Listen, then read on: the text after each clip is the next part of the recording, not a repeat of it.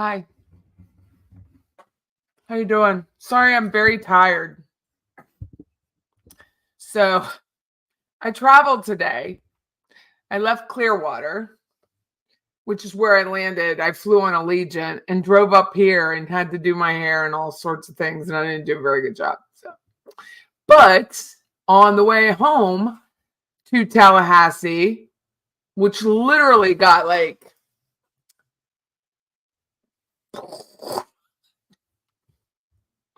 I don't know. They're just so sloppy. So I'm Patty Wilson. I live in Tallahassee, Florida, and I'm a real estate broker who talks about true crime. There's really nothing more to it. And I've been following the murder of Dan Markel since it occurred in 2014, July 18th.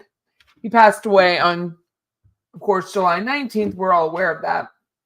And it has been a hoot. Like, I just feel so sorry for the Markels. No one, I'm going to turn my air down. Hold on. It's set to turn off at a certain hour, so I got to turn it down before I die. No one's getting any younger. I mean, when this occurred 10 years ago, I was 47. Didn't have my company that I have now with Scott. Hadn't started on the radio. Didn't have my grandchildren. Didn't have this office. Didn't have my truck. I mean, didn't have my in-laws, my daughter-in-law, my two daughter-in-laws. All of that life happened in those 10 years, and the Markels haven't experienced that.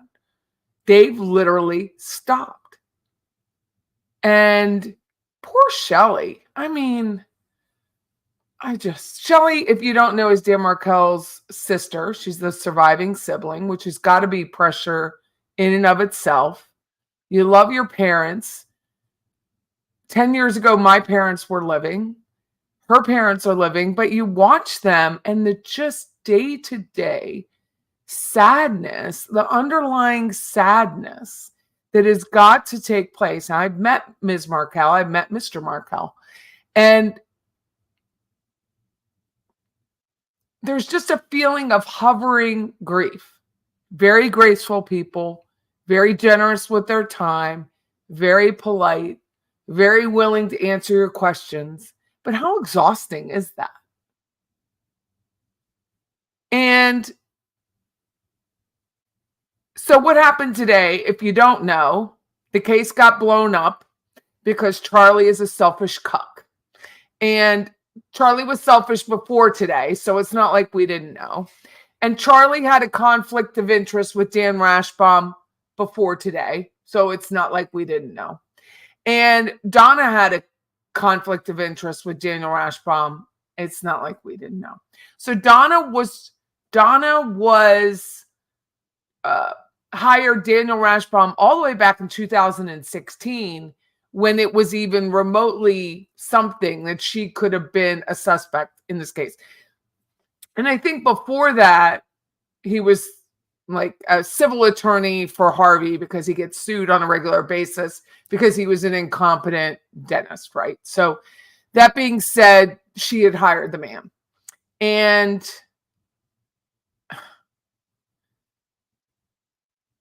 she, I guess, whatever conversations they had as a, quote, family, unquote, said that Charlie should hire Dan Rashbaum. So that's how Dan got on the team. So Dan Rashbaum, now Charlie, as we all know, as of today, wants to, part of his appeal is ineffective counsel. I'm not an attorney. I've established that from the get-go. But I can read and I can think. And the only way this uneducated woman could say, oh, society page is on. Hey, how are you? Hello. Oh, sorry. So I was talking to them and ranting basically about the only way that I think Charlie could go after ineffective counsel with Daniel Rashbaum is because he was previously hired by his mother. I mean, incompetent and ineffective are two different things, right? So Right. I don't know the case, that side of it. I'm not an attorney, but I do know, and I think that's something we all need to think about. I think we all think ineffective is incompetent, and that's not always the truth. Right. So Yeah. it's nice to meet you. Yeah, I was gonna say likewise. I'm glad we could do this. Sorry that it all got switched up. Oh, it's perfect. I actually had to take a criminal procedure test today. So I'm in a lot of ways I'm grateful for the 4th and the 6th Amendment coming up so quite often in this case. So it was nice. So, and that's for the what is it, like the forensics or investigative? Yeah, I'm taking a cybersecurity. I'll have a degree in cybersecurity when it's done, but it's under criminal justice, so you have to take some criminal justice courses. That sounds pretty cool, though. Interesting enough, Sean Yao, who I'll never meet, it's an online at this level at Tallahassee State College. Everything's online. He's my instructor. And he's the head of forensics for the Tallahassee Police Department. And he is a witness in the Adelson cases. So. Oh, okay. I got it. Wow. It's Sean, SHAWN, and YAO. And he's been on every witness list that they've had. But I haven't asked him any questions other than help me understand. So were you there today? No, I was traveling. Okay. Yeah. I was driving from Tampa to Tallahassee to come home. So I had no plan to be there today. But damn.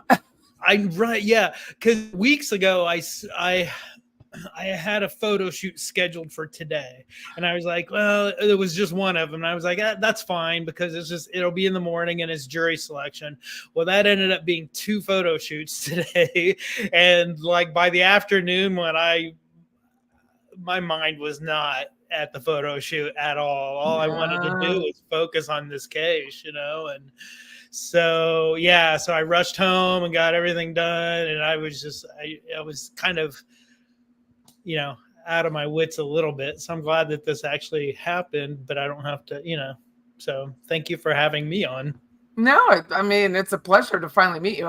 And I've admired you for a long time without having the nerve to say anything to you.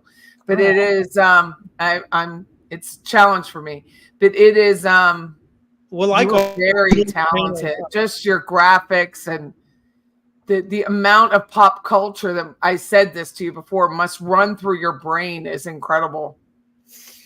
Yeah, it's just I've always been interested in. My mom probably early on got me into movies and all that kind of stuff. And I had a job early on, right out of college. It was during college, and it just came up where they needed all this information and trivia for just pop culture stuff. And I could sit and just write this stuff, Incredible. It really is incredible. Just your ability to it's cartoons. I mean, everything. And you're not, dare I say, you're probably close to my age. So it's not always easy to adapt, but it's something you've done for a long time, right? Yeah. Yeah. Well, it's a lot of, I would just say, I just have a lot of useless information that sometimes it becomes handy. So. Well, it's beautiful. I mean, especially when you're mocking Rashbaum. I need to know, and you can answer, who am I going to make fun of now? Like, I have made fun of Daniel Rashbaum for a full year. So I really don't know who I'm going to make fun of. So outside of the courthouse, I don't know, did you see that Morris video where he spoke outside the courthouse? I only watched the first 2 minutes before I turned it off because he was annoying me. Yeah. So does this mean he is being retained, or he's just going to stay on as long enough to get her? I don't think we will know that until later. He was really talking like, it sounded to me in that interview like he was the new attorney, like he is going to stay on. So I don't know. He is listed on the docket as a privately acquired attorney. That docket just appeared, that line in the docket. But I think that can change once they have all this information about he is tainted. I only listen to Tim Jansen and that Joe Patuto, who's constitutional law professor. And she was saying they all need to go. This Adam Commissar, who was just hired as of yesterday, who really wasn't paid to be hired, but he was hired. Alex Morris, they really all need to go so that there's no fear going forward. So my guess is Alex would just stay on until she gets an attorney.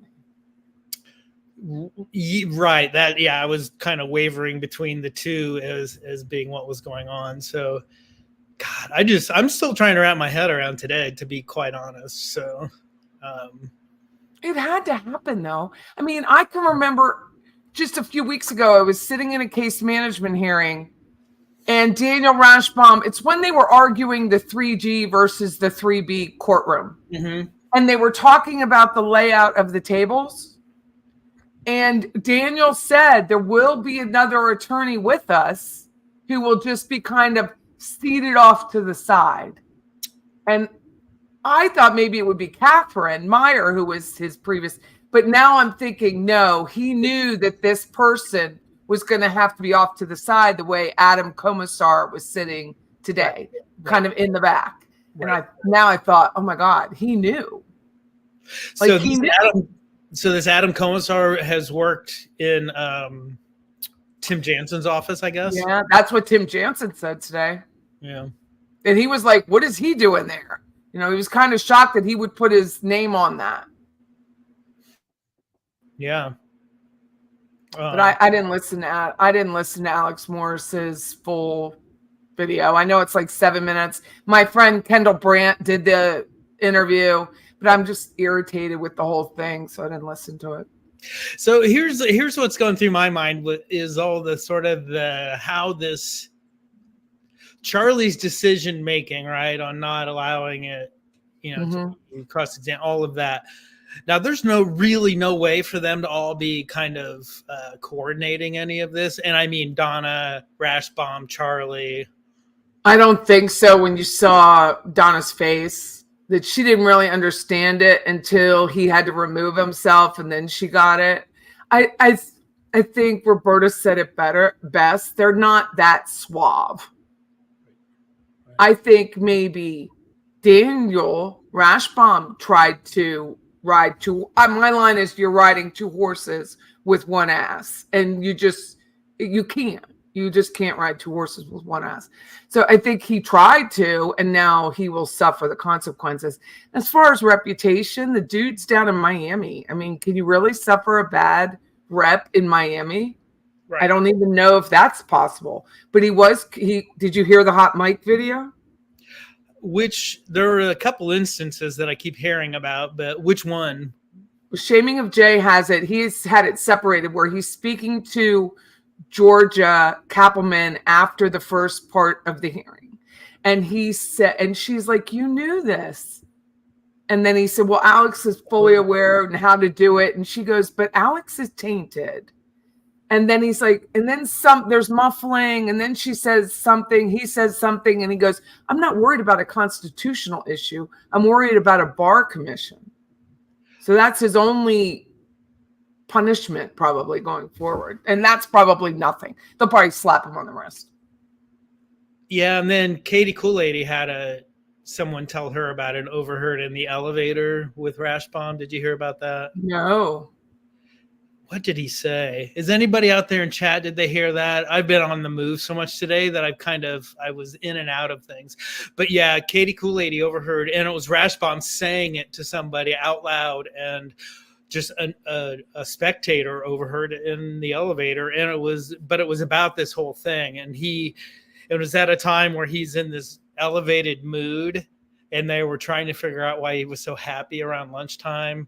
Joel and Katie Kool-Lady and Steve all saw him, and they were going like, why is he in right now? That doesn't make sense. Yeah, YouTubers says it's different. Annie says, I think, can you hear me? Annie says, I think Rashbaum wanted to get out of this. Katie Kool-Lady said that Rash was heard saying he's glad to have the burden lifted, but Donna will be upset. That was it. Yes. Well, the only time I personally spoke to Daniel Rashbaum was last trial, and we were in the elevator, and he was like breathing like very ugh. And he walked in and he said, there's no jurors on this elevator. And I said, no, it was just me and people I had just met. And he goes, I don't want to have to come back here again. I don't want to have to come back to Tallahassee. Right. And so he probably really didn't want to come to Tallahassee. Work out of the local Regis co-op office. That's what he was doing before. So, well, I was happy to hear that like Ruth Markel hadn't even left home yet, and I think Phil was on a plane. But I don't know. My thoughts are just with the Markels today. Like after all this is just. That's what I started with. Oh, you did? Okay, yeah. Yeah, just think about I was thinking about the last 10 years of my life. I didn't have this company. I didn't have a radio show. I didn't have any gray hair. I didn't have, grandchildren. I didn't have all of these things. My life has progressed. And the Markels, their life hasn't progressed. Right. Their life isn't progressing. And I felt so like for Shelley, I mean, you're the surviving child, which is very hard. I don't care what age you are. And you love your parents, but you can't help them. You just cannot help anyone. It's just so sad. Yeah. It's really hard. So Judy from AA Legal Focus says, yeah, Katie said he seemed elated. I guess he's willing to take a bar card for that, so go for it. Now, and this is a case where just other or the general public or other lawyers can make a complaint to the Florida bar about him. Yeah. The public can, the judge could, the bar, according to Tim Jansen, I'm not seeing this on my own. Who wrote that? Get the hell off my thing.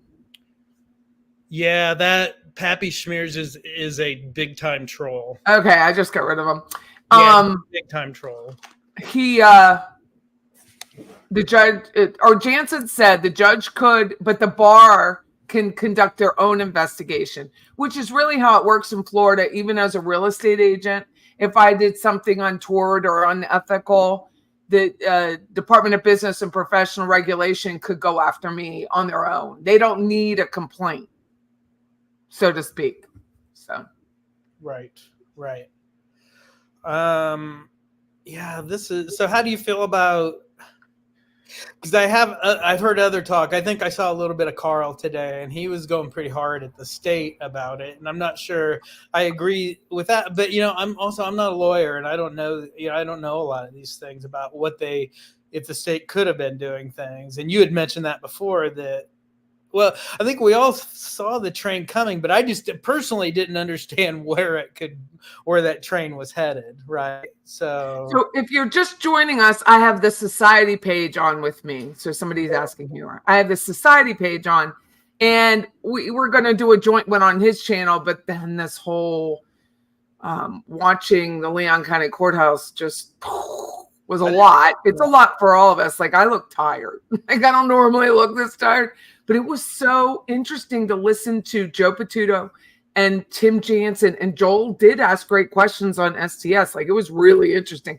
But from what I heard, and I could be wrong if Judy's still here from AA Legal Focus, is that the state could have brought it up, but couldn't have prevented it.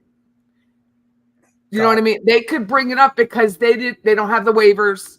They don't have the non-waivers. They can't stop Donna from hiring whoever they want.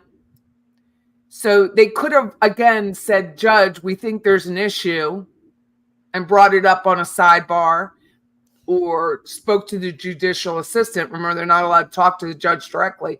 But there's nothing that they could have done to prohibit it as of today. But the judge, I mean, that's why he kept bringing it up, right? Kept asking her. And he's told him. He said, don't do it to me. He told Daniel, I was sitting there in person, not to do this again. And what he meant by again was Harvey and Donna were on the witness list last for Charlie's case. And then they would have had the same type of immunity that Wendy has, right? You're testifying, you automatically get immunity. It's conferred in Florida. I'm not an attorney. However, it is conferred. And then they were like, no, we're pleading the fifth anyway. Well, you can't plead the fifth. You can get a contempt charge. So then, because they were going to be the defense witnesses, they weren't going to be state witnesses. It was the defense. So then, what's his face? Rashbaum just withdrew them, took them off the list. So then it wasn't an issue. But that's when Judge Everett was like, no. I'm going to put them in jail if they don't show up. So they need to get up here by like Tuesday at 4:00. And then Rashbaum had to remove him from the list because he can't control his situation. I was a coach. I coached basketball. You got to control the team. I'm a real estate agent. You got to control the transaction. He has no control. And that's where I see he's ineffective. He doesn't know where the parts are and how they're moving. Right. What do you think? Well, he was lean. I mean, as soon as Morris came into the picture, it was obvious to everyone that he was kind of leaning on him pretty hard. And then the gossip, I guess, was that Morris was going to do the opening and, and the jury selection, which we already figured about jury selection. And I was just like, why doesn't he just take the case over? I think Rashbaum being gone is a good thing. I think it's just such a crappy way that it all went down. But it'll be better with not having him mucking things up with his, just with the past. I mean, he's known him since 2016, right? Mm-hmm. And now he's not allowed to have any contact with her in the jail, in writing, on the phone. And other people, I think True Lifestyles is another YouTube channel, which is a great follow, by the way, if you don't. Yes. And she gets the phone call. Okay. So she gets all the phone call logs, and Daniel calls, and they call each other a lot. And to me, it was like Daniel to Donna is her like last glimpse of her previous life. He knew Harvey, he knew Charlie. In the end, he could speak to all the parties, whether it was smart to or not. But it's just, now she has nothing. Like, she literally has nothing, which I have no problem with. I think she's scum, but she has nothing. Yeah, I don't feel too bad for him. Well, that's right at the beginning of Morris's little speech, or, his little interview, what he said, just about how Donna was feeling. And I was like, I don't really care how Donna is feeling right now. No. Doesn't matter to me. No, not at all. I mean, she's got to come to grips with what she's done in her life. And Roberta, I think she is starting to, and that in the end, she knows she's done because Charlie's sitting there. Like, you have to have some self-awareness. Yes, right. Yeah, Dan was Donna's support human. That's right, Francis. She wanted to be in the essence. That's what I got from her reaction and her crying and everything. To me, it felt like just, a reminiscing kind of like, we're no longer together after this. And, but I think she knew, I don't know what she knew, to be quite honest. So what Donna knew about all this and how everything was going to work out. Probably not a lot, right? No, I just think he is an inept criminal attorney. And I think that's one reason why he was relying on Alex Morris, because he's a very experienced trial attorney. And although a lot of his cases seem to go to pleas, which I think is part of the defense scenario anyway, criminal defense, right. But he did defer to him. And I know he was going to do jury selection because Danielle doesn't know Tallahassee, doesn't like Tallahassee. She doesn't like Tallahassee. It was going to become very apparent too quickly that it was going to be a challenge. So someone's saying that, yes, Tim Jansen said he can visit her as her lawyer. So now Rashbaum's free to talk to anybody, I guess, based on that. Charlie. But the judge can limit it. I mean, not the judge could limit it, according to what Joe Patuto said. The judge can limit it, and Carl Steinbeck said the same thing. And there's really no benefit for him to continue to speak with her. It will only make him look worse when he's going to the bar, because he is going to go to the bar. Whether anything really happens, it's going to happen.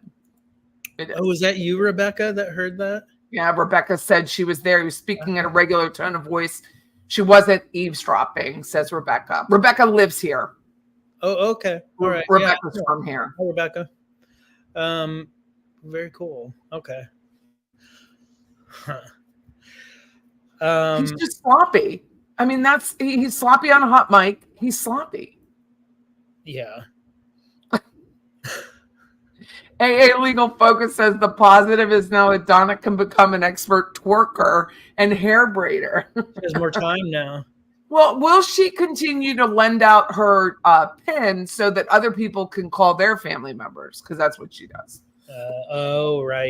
Right.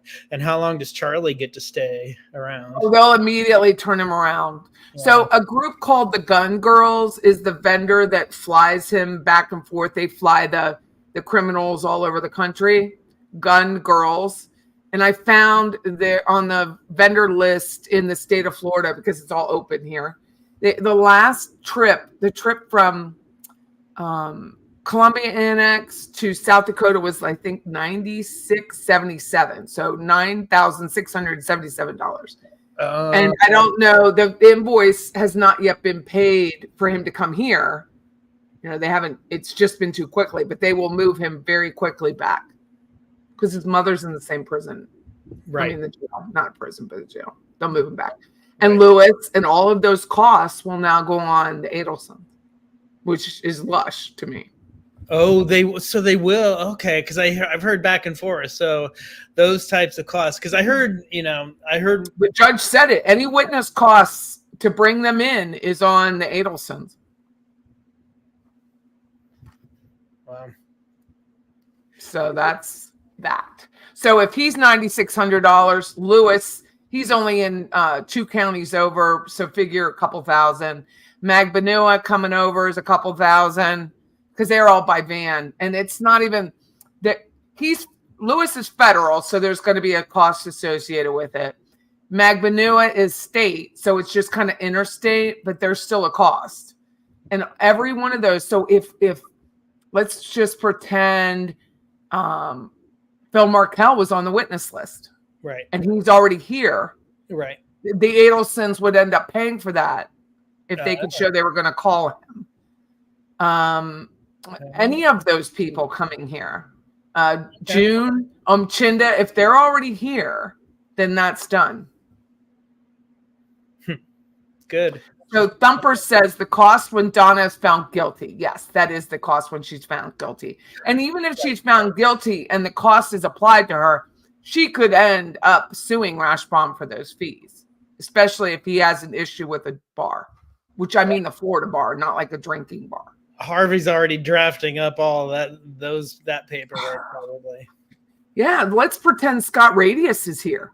So he would have been flying in from, I think, Manila. Yeah. So, or Singapore, right? So that would have been a key. So it's expensive. You can't be screwing with courts. I mean, it's going to cost you. Probably not enough, but the witnesses have not flown in yet, said Judy. Judy knows everything. She really does. I live here and I don't know that.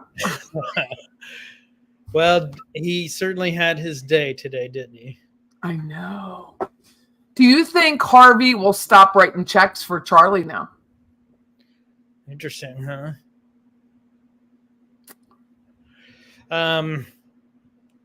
Who knows what? I think we keep more about Harvey, things that we always suspected, but now there's just more and more keeps coming out, and it's building that profile that we already kind of think is that, that we know what it is anyway. He's a hothead, and he's not afraid of confrontations,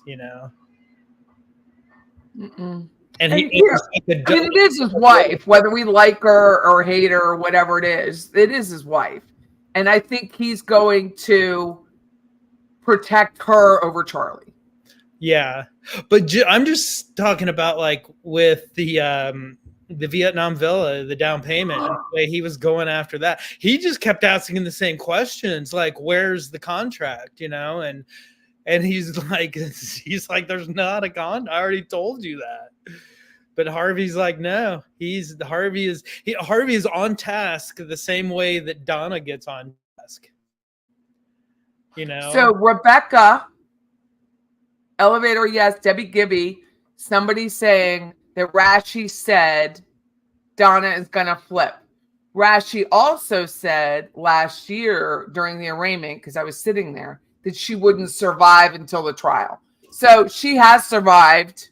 Now, granted, the trial didn't really occur, so there's still time I never for that one. one. Yeah, she was going to survive, yeah. But then it says Donna's going to flip. I mean, she could flip. Who's she going to flip on? Her own kid? She is a bitch. I don't think Donna's going to flip. I think the only hope is anyone flipping is Charlie on Wendy. Yeah, I don't think there's any love lost there, do you?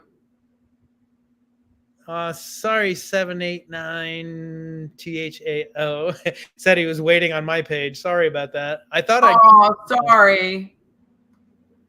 It all got confusing. I'm sorry. But do you think any love lost between Charlie and Wendy? Do you say that? Do I see any love lost? Do you believe there's any love lost between Charlie and Wendy? I think Charlie is just very upset with Wendy in general, just based on all those phone calls with Donna. And he just kept going over and over about, she went to the scene of the crime. It was 1 in a million. It was just all of that churn in his mind. Never talking about Katie. Nothing we ever heard recorded on a phone call where he ever talked about anything else. He talked about Wendy a lot. And then with the hot mic call with and her, that whole diatribe was pretty much about Wendy, right? So yeah, I think there's a lot of animosity toward Wendy. Yeah, abs 100%. Well, there should be. I mean, the poor guy is sitting there dying, and Wendy's driving by shortly after, right? She's driving by, and this really sounded like at the trial, that was the first Charlie knew of it. Like Donna talk about the Chinese wall. Yeah. He really kept Wendy from Charlie and Charlie from Wendy. Yeah, that's bizarre because of Charlie. Wouldn't Charlie in his prep? Well, you remember when Georgia was asking Charlie about, she brought, Wendy brought you up in the interview in the first 20 minutes, and he was kind of trying to play it a little coy, like maybe he had read that or maybe not, but we all know that he read as whatever he knew, whatever evidence was available and all of that. And doesn't that include driving by the scene of the crime? He may have known it, but it's one thing to really hear it. Got it. Yeah. You know what I mean? Like, I'm taking a criminal procedure class. It's completely different course if I can actually hear someone talk to me versus I'm reading it on a page. Sure. And he's also not the brightest ship. He is not that smart. He barely passed his grades. Like he struggled in school. So I don't know when you're fighting for your life, which really Charlie was doing, if you hear everything you're supposed to hear. Does that make sense? Yeah, I know where you're getting at. And we don't know that Daniel Rashbaum didn't minimize it. Right.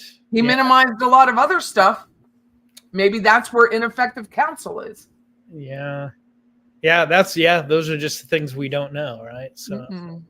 But if he minimizes it, which Wendy drove by, it's no big deal. It's only a couple miles out. She was on the way to you could just minimize anything you want. Yeah. And Charlie's going to trust Dan. We have all that audio post-conviction of how much Charlie trusted Dan. Yeah. And plus Charlie, really, I always come back to, it always seems like Charlie thought the crux of his whole trial, and it seemed like what he really prepared for was the extortion night, right? And having that part of the story down about kidnapping and all that. He really thought that was going to be a lot more than it really was, you know, because there's all this other evidence. So it's part of it, but it's not all of it. But I'm really going back and thinking about that trip down Truscott, and him sitting there and out loud saying she just couldn't help herself. She just couldn't help herself. And it was almost like, I can't believe I let her get me in this situation. Because I believe Wendy is the architect.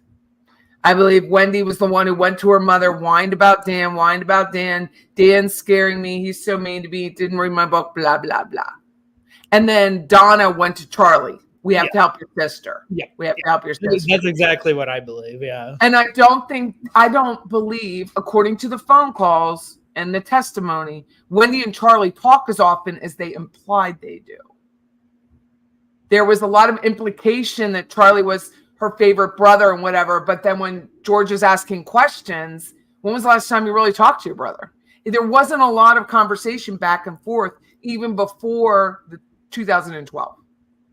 And so I think it was all a play. That was a play that they're close, but they're really not that close. Right. Yeah. That was a little bit of theater. He didn't visit up here. He never came up here. Yep. He only saw the kids down there. She moved away for 6 years. And I think he was out, having sex with child, like with girls in other countries. He wasn't worried about what his sister was doing. Right. Right. So I think it's all a play in her brain that I'm so close to him. I'm so close to me. He's my baby brother, or he's my older brother. He took care of me. And meanwhile, you're just a bitch. And they all were forced to take care of you to satisfy your mother. Yeah. I don't know if you swear. I swear a lot, so I apologize. Yeah. I'm not a fan. It's just I swear a lot, and they all know it in here, so I do. But I think she's just was so manipulative of her mother and her father, and he wasn't a bad guy. He was just not the guy for Wendy. She made it a bad guy because she couldn't get rid of him on her own. She wasn't smart enough. Dan was so much smarter than this woman. She just couldn't compete with it. No, I would say that Wendy tests well. Yeah, Wendy tests well, but she can't apply her knowledge to the real world. She's not good at that. I have no doubts that Wendy is a very smart person, but in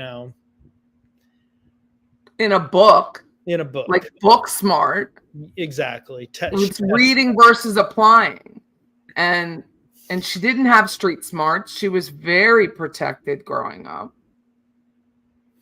For the record, Charlie also doesn't have real street smarts. He says he does. Okay, really? Compared to Luis Rivera, you have zero. He's not a car thief. That was Lewis's biggest thing, was stealing from drug dealers. Those are real street smarts, though, right? I mean, that's what street smarts really mean, is what's going on the streets. Charlie was a chameleon in the way that he could hang with those, that gray area of criminality. He's not going to go rob the drug dealer, but he could hang with them and then, and use. I mean, I think he used Mag Banu. He was certainly not in love with her, but they were comrades in arms. Like, even after the murder, they went out together and slept together. And it just blows my mind that you would still hang out with that person that you just set up to go murder your son-in-law, instead of like paying for her to go to Trinidad or Vietnam somewhere. Get out of here. Don't ever call me again. We can't have a trail. They had a huge trail together. Huge trail. Yeah. They, like, Katie and Charlie snuggled on the night that she extorted him. They snuggled all night. Right. So, this is so unbelievable. It must be interesting to watch a jury's face during certain testimony, Last year with Charlie's testimony, it was amazing, except for juror number 15, who was an ass. Yep. The other 14 jurors really never showed their cards. They just were stone-faced between Wendy, Georgia. Georgia's jokes fell flat. They would laugh when the judge joked, but Georgia's jokes fell completely flat. They were like this. Yeah. I came home. I came back home to the office. I came back after they went to deliberate. I'm like, I got a couple hours. I'll go back down there. I didn't have time.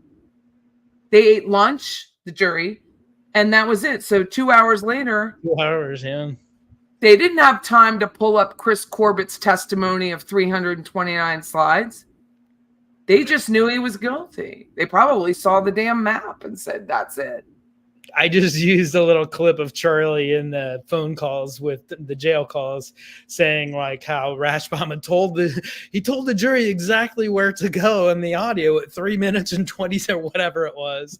I was like, yeah, he did. He told them that. All right. For you, what was the most obvious of Charlie's testimony? What was the most obvious? I'm really bullshitting the world. When he talked about going to Dan's funeral and all of that, and when he said like, "Oh no, I would have just been too upset," or however he phrased that, that was the fakest. That pisses me off when I see it too. Just like when Katie's on the stand and she lists all these reasons for why she's cooperating, and then at the end she kind of tags on like about how, well, I'd like to see some justice done for Dan. I was like, screw you, Katie.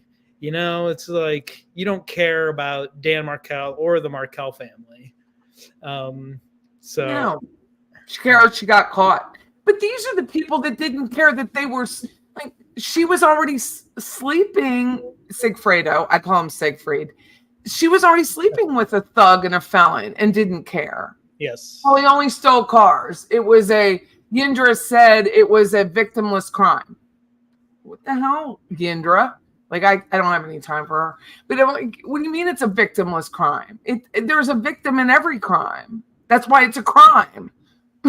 It's so stupid. Yeah. But that was hard to listen to when he talked about the funeral.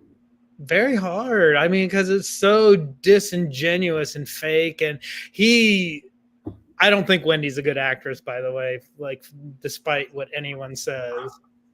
I can't do it. I'm sure you could do it. You could definitely draw it and make a cartoon out of it. But when she does that, like, someone says she's using like hypnosis to like entrance the person who's questioning her. No, she's not.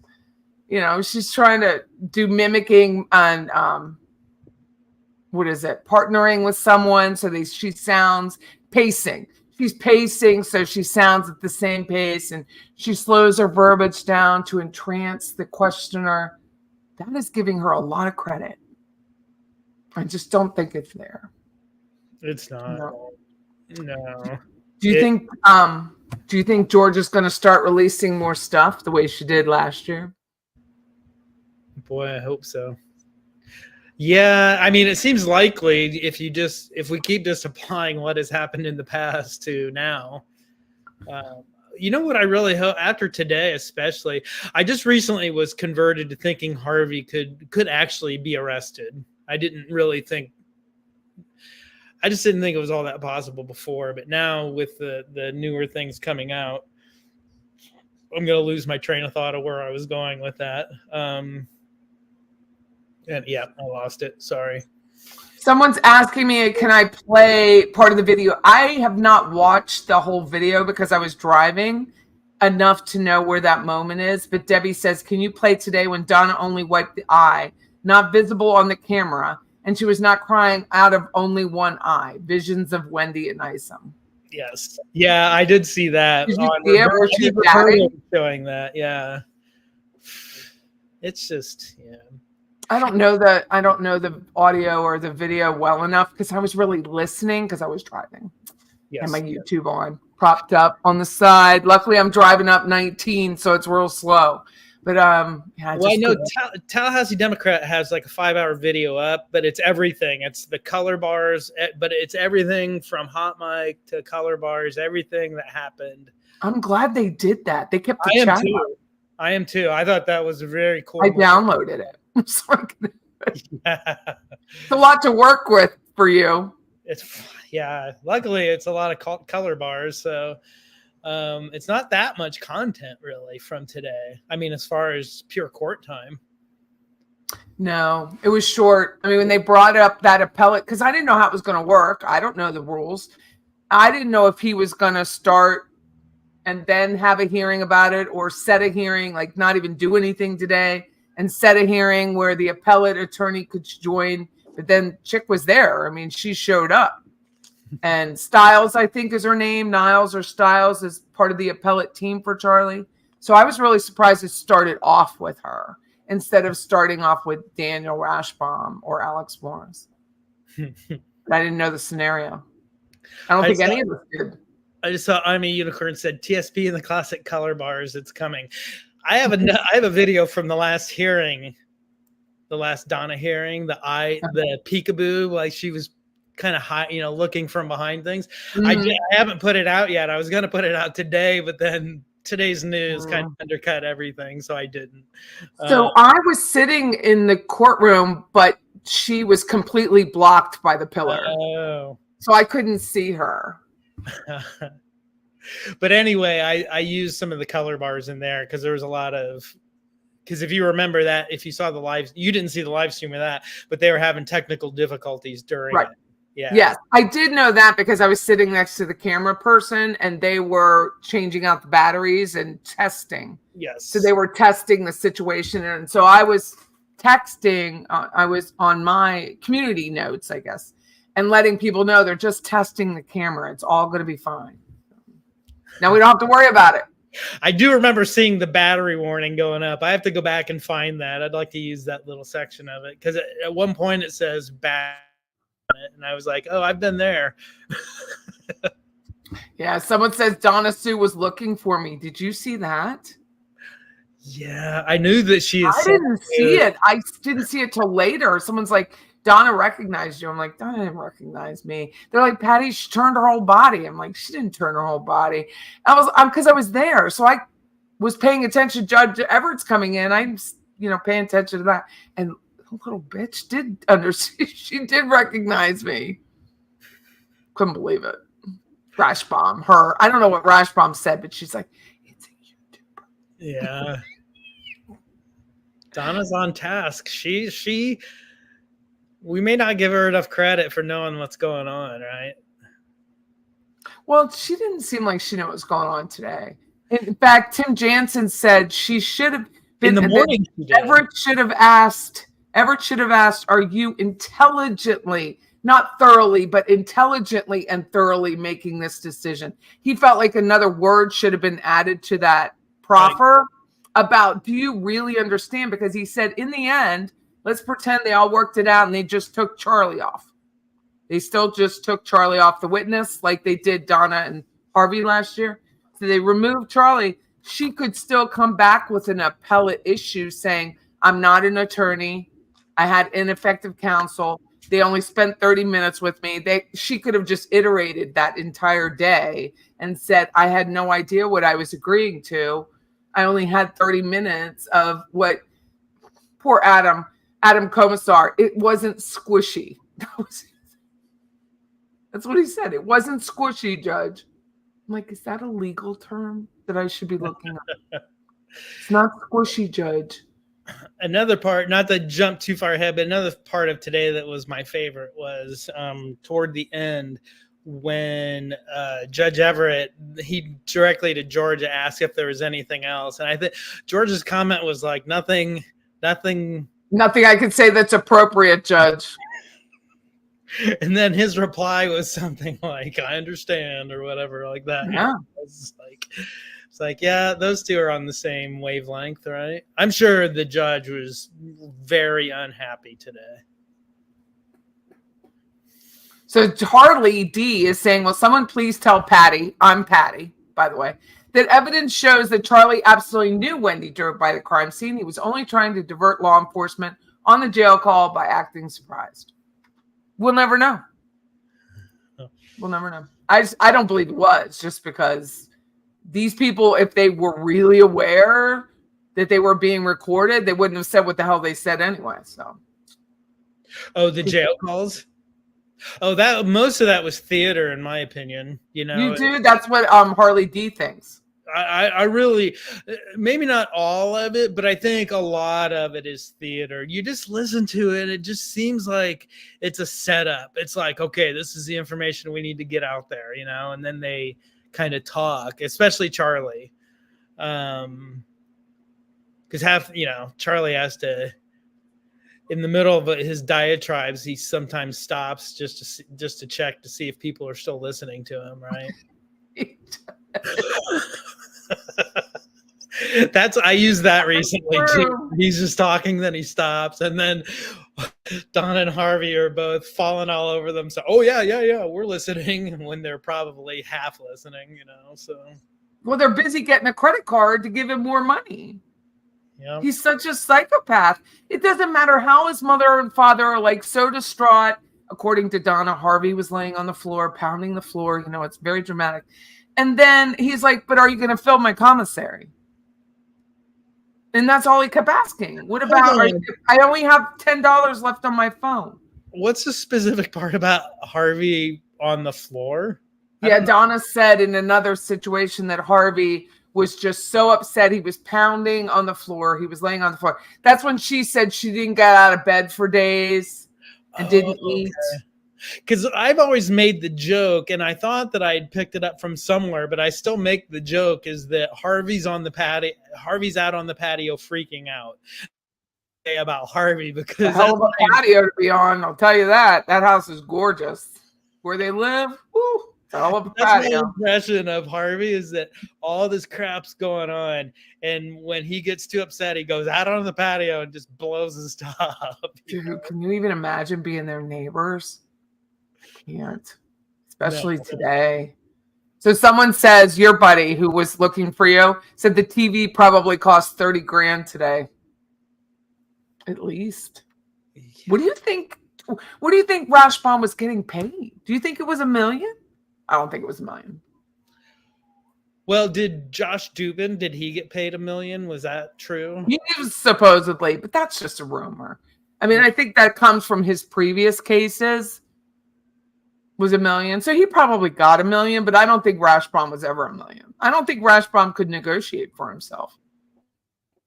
Just imagine getting paid $1 million to come in and have everyone on YouTube think you're a sleazeball. But no one in Miami knows this case. So they probably don't know. People were like, his reputation is... I'm like, he didn't grow up in Killarney Way, which is a street here. He didn't grow up here. He's down there. It's not the same. He's one of 1 million attorneys, not one of 50. Right. So scale is an issue. Short little man. God almighty. People get mad at me because I say he's short. He's a short human. He is a small human being that doesn't even have one bit of grace amongst him, and he's sloppy. And I don't like sloppy people. I don't mean sloppy as he dresses, although Alex Morris did dress better. Alex had the cufflinks. Alex's suit was more tailored to him. You could tell Alex was prepared. He didn't want to lose his life over this case. Mm-hmm. I said this before, but every time I've seen Alex Morris in a hearing or something, it just seems like he just doesn't want to be there. That's his body language, you know. It's just like his face is not happy. Yeah. Because you can go back and see his other YouTube where he represented one of this Hoyt Birch murder was horrible here, where it was really a setup, and Hoyt Birch showed up with supposedly his friends, and they just murdered him, and there was like 8 of them. And one of them had more money, or the family had more money, so Alex Morris was able to get this guy a deal. But his face didn't look so intense as he does now. Even when he's talking to Kendall Brandt with WTXL, his face is like squishy face. He's very upset, and you could tell there's a lot of tension in his throat. when he talks. You think we'll hear from Rashbaum soon anywhere? Not if he's smart. He needs his own attorney. That's what he needs. Yeah. I mean, he may be relieved in a lot of ways, but he needs his own attorney. He's made some bizarre moves all along. Like, I mean, his opening about where he was going to launch this big surprise on everybody, and it was puzzle pieces that never got resolved, and the graphics didn't make any sense. The graphics made it look like the missing puzzle piece was his client, and the puzzle pieces. So if you're sitting in the courtroom and that puzzle piece is sitting there, and you see the pieces on that big screen, and the only one missing is Charlie's head, I mean, that's where you're like, puzzle pieces. You just laid this entire case out for the state. Georgia could literally use Rashbaum's graphics for this case on her own case. yeah, No one else made that up but you. And it leads it's like a decision tree. All the decisions bone down to Charlie because he was the only one who knew Magbanua and Siegfried. I made a meme, a puzzle pieces meme using that, and I'm trying to remember where I got all the imagery from it. And I'm wondering if it was from Rashbaum's thing. I don't remember, but it was a puzzle with everybody, and the missing piece was Charlie. So it is the missing piece is Charlie. Yeah, I mean, it all goes around the rosy. You know, it's Wendy to Donna to Charlie to Magbanua to Siegfried, and then poor Lewis. I mean, not poor Lewis. He's still a murderer, but you know, he was the one who really was like, can't we just rob him? Can't we just, do I have to kill him? I'm not killing him in front of his kids. That's never happening. Yeah. It's so weird. I didn't want to kill him for the kids. Oh, he's got to be too bad. so That's pissed. So people don't realize when they are transported, their cell is now changed. Like Tim Jansen brought it up today. When they're moved to another area, when they go back, they're going to have a different cellmate. They're going to have a different cell. That isn't on hold for them. So Lewis got moved. Now he was in Marianna, which there's a federal prison there, Marianna, Florida, two counties over. But he's may not have, well, yeah, he got transported here already a couple days ago. But now when he goes back, he's going to have a different location. He's going to be pissed. He's going to be really pissed. Wipe that stupid smile off of his face. Oh yeah, Charlie's face. Yeah. Hey, Charlie had to go to South Dakota to get away from his people. I saw a comment way earlier that somebody was wrangling a tuxedo cat. That's my cat one. Carlos is a tuxedo, and he's bothering me right now. I'll be back in 1 minute. I have to go get him. Okay, go ahead. He won't leave me alone. So come on, kitty.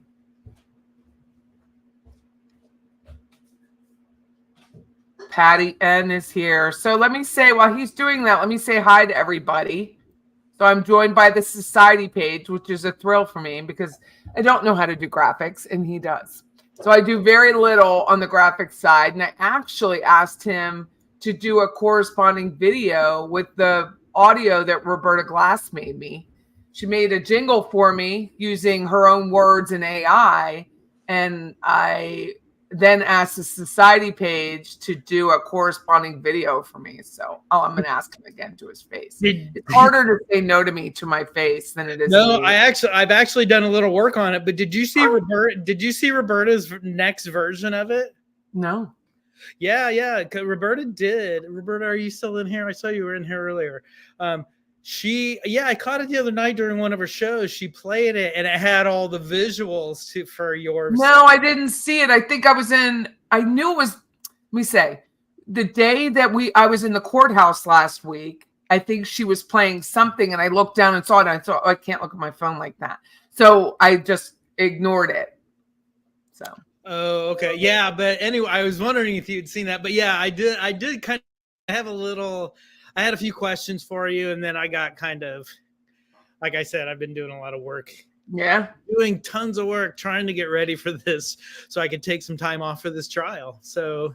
Well, yeah, didn't we all? Yeah, exactly, right? I had to come back to work today, and my business partner's name's Scott, and I was like, Scott. He goes, what happened? I'm like, I wasn't there. I only got to watch it. I have no idea.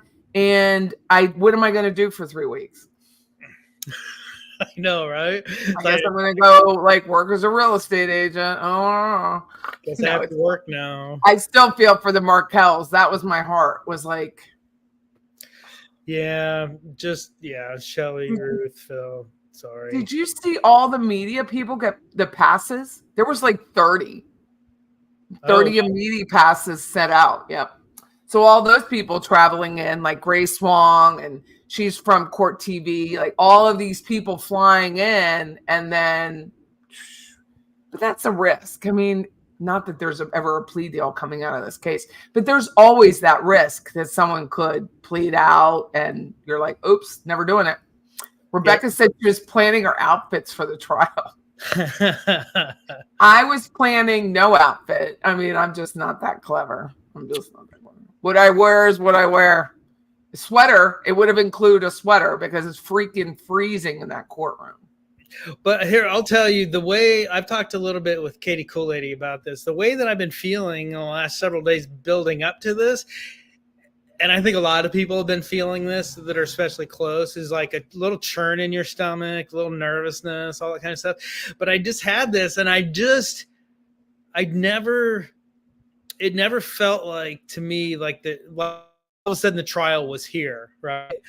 But it never felt real to me. And then when this all happened today, I was kind of thinking about it, going like, I don't know if this was part of it, if I was picking up on something, but today kind of made sense to me a little bit, just because I had no clue and I was there.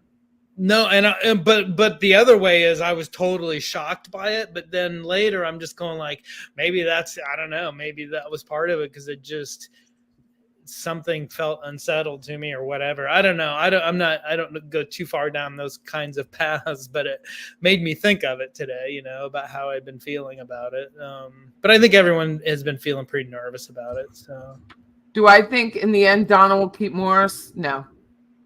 First of all, I don't even think she liked him.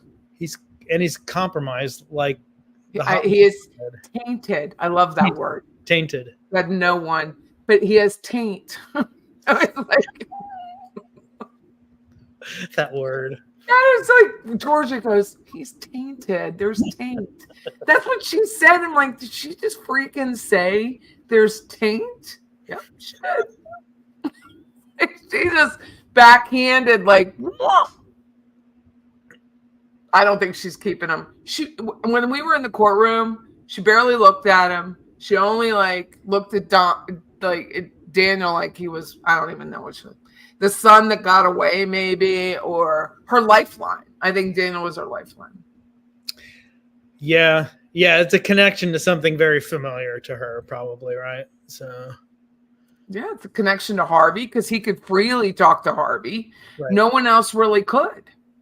Right. Harvey's not listed as a co-conspirator, though. Not yet, anyway. Nope. He never has. Wendy could speak to Harvey. Donna could speak to Harvey. Scott Radius could speak to Harvey. Like, all these people could speak to Harvey. And now it's going to be harder. So.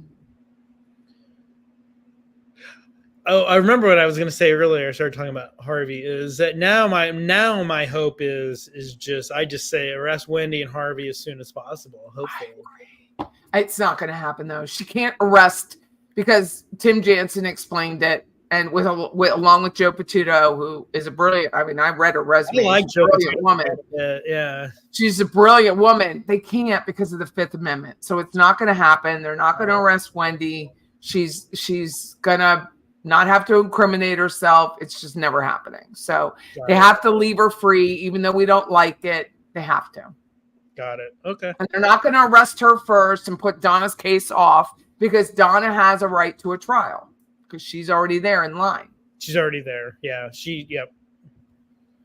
Although did you notice from the time that how do I say it? In the beginning of the case management hearings, Alice Morris was and the judge like, how much time do you think you're going to need? And he's like, 2 weeks, Judge, at least 2 weeks. Judge is like, it's never happening. 2 weeks. And then the other day is like 2.5 days, Judge. was like, this is nuts. You people are such lousy actors. Yeah. And then a few days later, yeah, I quit. By the way, Judge, so I don't know if you noticed the docket. I look at the docket like 12 times a day. But Alex Morris, I don't look at it that much, yeah. I look all the time. I'm sitting here with 3 screens. I'm always looking at it. So it was Alex Morris's motion came out first. So I didn't really think anything of it before the appellate attorney's motion came out. His came out second. And I was like, what is this all about? And I was like, I'm not worrying about it. I'm not worrying about it. It'll all be fine. And then all of a sudden I got all these text messages. Patty, you're not looking at the docket. You're not looking at the docket. I'm like, no, I'm at my granddaughter's softball game. I'm not looking at the docket. And they're like, you have to look at the docket. And I was like, oh, damn. Charlie, no wonder Charlie had that look on his face. Yep. Well, yeah. And I just said this just recently was Charlie can smile all he wants. He's still going to be in prison for the rest of his life.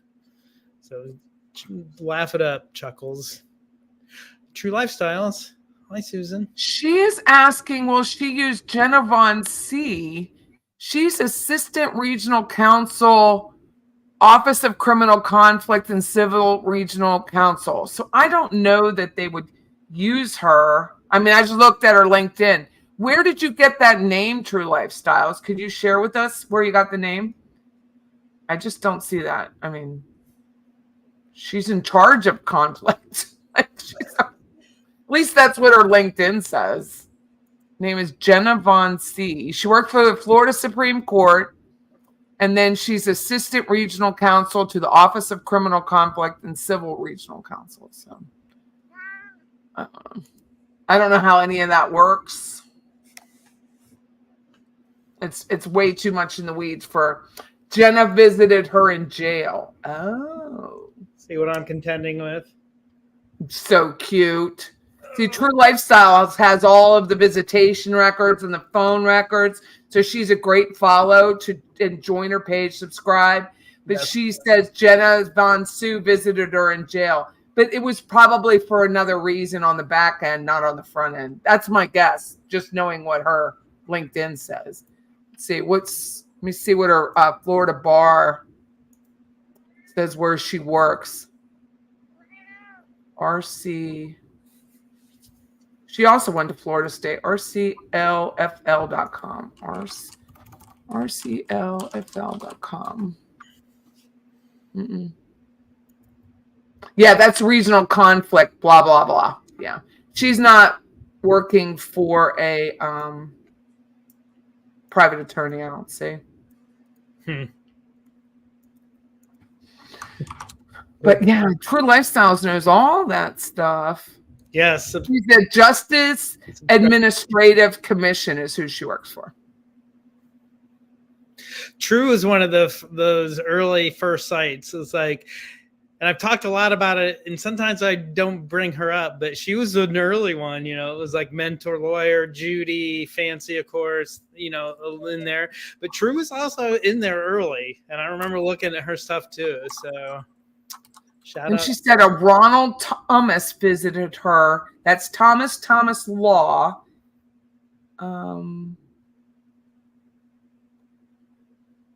He's a member in good standing. I don't know. Ronald Thomas. I don't know. Could be. The Ronald Thomas I have here is that he was a personal injury attorney, but that doesn't mean she wasn't taking, invitations to come talk to me. Oh, he's also, stop it. He works with the same company or the same organization that Jenna Von C works for, which is the Office of Criminal Conflict. The Office of Criminal Conflict. Yep, Ronald Thomas. It's the Office of Criminal Conflict, which is the same thing. It's a state of Florida. His email includes myflorida.com, which is a state of Florida email. So this had to have been a conversation before. It's True Lifestyles. Do you know when they visited? How long ago it's been? All right, true. Yeah, we gotta. Yeah, That'll be interesting to know because if it was like last year, if it was 2 weeks ago, that's different. So true. If you get that right, that's pretty amazing. Ronald Thomas and Jenna Valencia. Okay. There are her choices, but they work for the Office of Criminal Conflict. They work for state organizations. Okay, got it. Okay. See, these are the sort. Isn't it amazing that all the people like yourself, Patty, all the digging with True, and just all the people who hold all of this different knowledge, right? It's pretty amazing. I have no knowledge other than what I read. I mean, I have nothing. I walk into this like completely barren and try to find something to talk about. Yeah, huh? I remember. Yeah, from the time that your channel pretty much started, I remember people talking like the searches you're doing and the looking around, and that's how I found out. I started following you. I knew you because you were on STS, which was during Charlie's trial. It was horrid, but yes. No, you were fine. But then I knew you started a channel, but then I'd hear from a few other people like, oh my God, she's going through this and she's finding this. And that's what is word of mouth, and that's always the best sign, right? You get word. Oh, well, that's nice to know. But I really love research and I really try to find if I'm going to say something because I'm not educated in the law or court or really anything but real estate, that I'm going to have information to back myself up. So it's just always been a thing for me to bring, as someone said to me recently, you bring receipts. So I try to bring the receipts. Yep. Because otherwise it's embarrassing. I don't like being embarrassed. I don't like, so yeah. So how long have you had your channel? A year. Just a year? Shut up. Mm-hmm. You've been only doing this since Charlie. Yeah. August 22nd was when I started. And then, mine was December sometime. So I've had the channel itself for a long time, but I only put real estate videos up and no one really paid attention to it. Oh, okay. So from the time we saw you on STS, it was still another 5 weeks. It was the channel. It was just only real estate videos. So it was after that. Okay. Someone said, Patty, you should have a channel. And I'm like, I have a channel. I just don't use a channel. But I don't know what you're talking about. What could I talk about? And they're like, you could talk about real estate and crime. And then that's when I started going into the Whale Harbor house. Yes. The reason was Charlie said on the stand, I'll tell you, this is where it started. He said, how long have you lived in the house? Rashbaum asked him, and he said, since 2006. Well, I already am nosy and be like, well, where do you live? Well, where do you live? So I knew the house had a sale in 2013. So I was like, how could Charlie live in the house in 2006 and it's selling 13? Why would he still be living there? And so that's when I realized there was a short sale on the house. Harvey had a straw buyer for the property. Charlie stayed in the house. And then I was like, what? These people are so crooked. And then I just kept digging and digging. And it kind of came out from there. But one of my first videos was the Whale Harbor house. And it has a lot of views. Yeah, Sir Tedrick Walker. Yeah, you're picking up on what I saw too. That he said, saw local tally channel question Alex Morris, and he threw a dig at Georgia saying, stay tuned. Yeah, that's when I keep saying this is like, he better watch his P's and Q's. Who, Alex? Yes, Alex Morris. He was a shot across the bow from Alex Morris today to Georgia. Oh, I didn't see it because I didn't finish watching it because I didn't want to watch it. At the very end, but then he does this kind of laugh and I'm just kidding, this and that. I'm going like, dude, you better pick a mood. Pick a tone. What that's going to get you is in a lot of trouble because they could easily file on all of them. And said, you knew this. Yep. Even some were saying, not me, even the appellate attorney, you knew this. There was nothing to stop you from having that conversation or flying up there into South Dakota and having that conversation. And you chose not to. Yes. I see Lisa Cox keep asking about DSP. First of all, I thought I know Lisa Cox from chats and everything. I don't think she knows what my channel is. So. Oh, that's why. I think you're going by TSP so often. Mm. Oh, yeah. They don't realize you're the same. Yeah, I'll take this moment to say anyone who's ever in chat with me, and if you ever tag me like at TSP or at TSP and I don't respond, that just means because a lot of times I'll scroll through chat and look for, you know how your name gets highlighted when it, yeah. And if I don't see it, then I miss it. So I think I miss a lot of things and I don't want people to think I'm to them. So we have almost, which is a record for me, there's 928 people in here, which I normally don't look.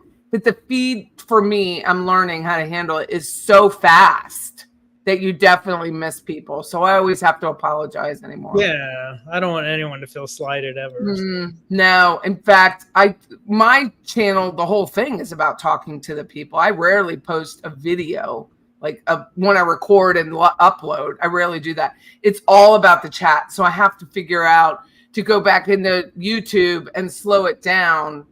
And then you can figure out how many minutes you can slow down. I saw STS do that today.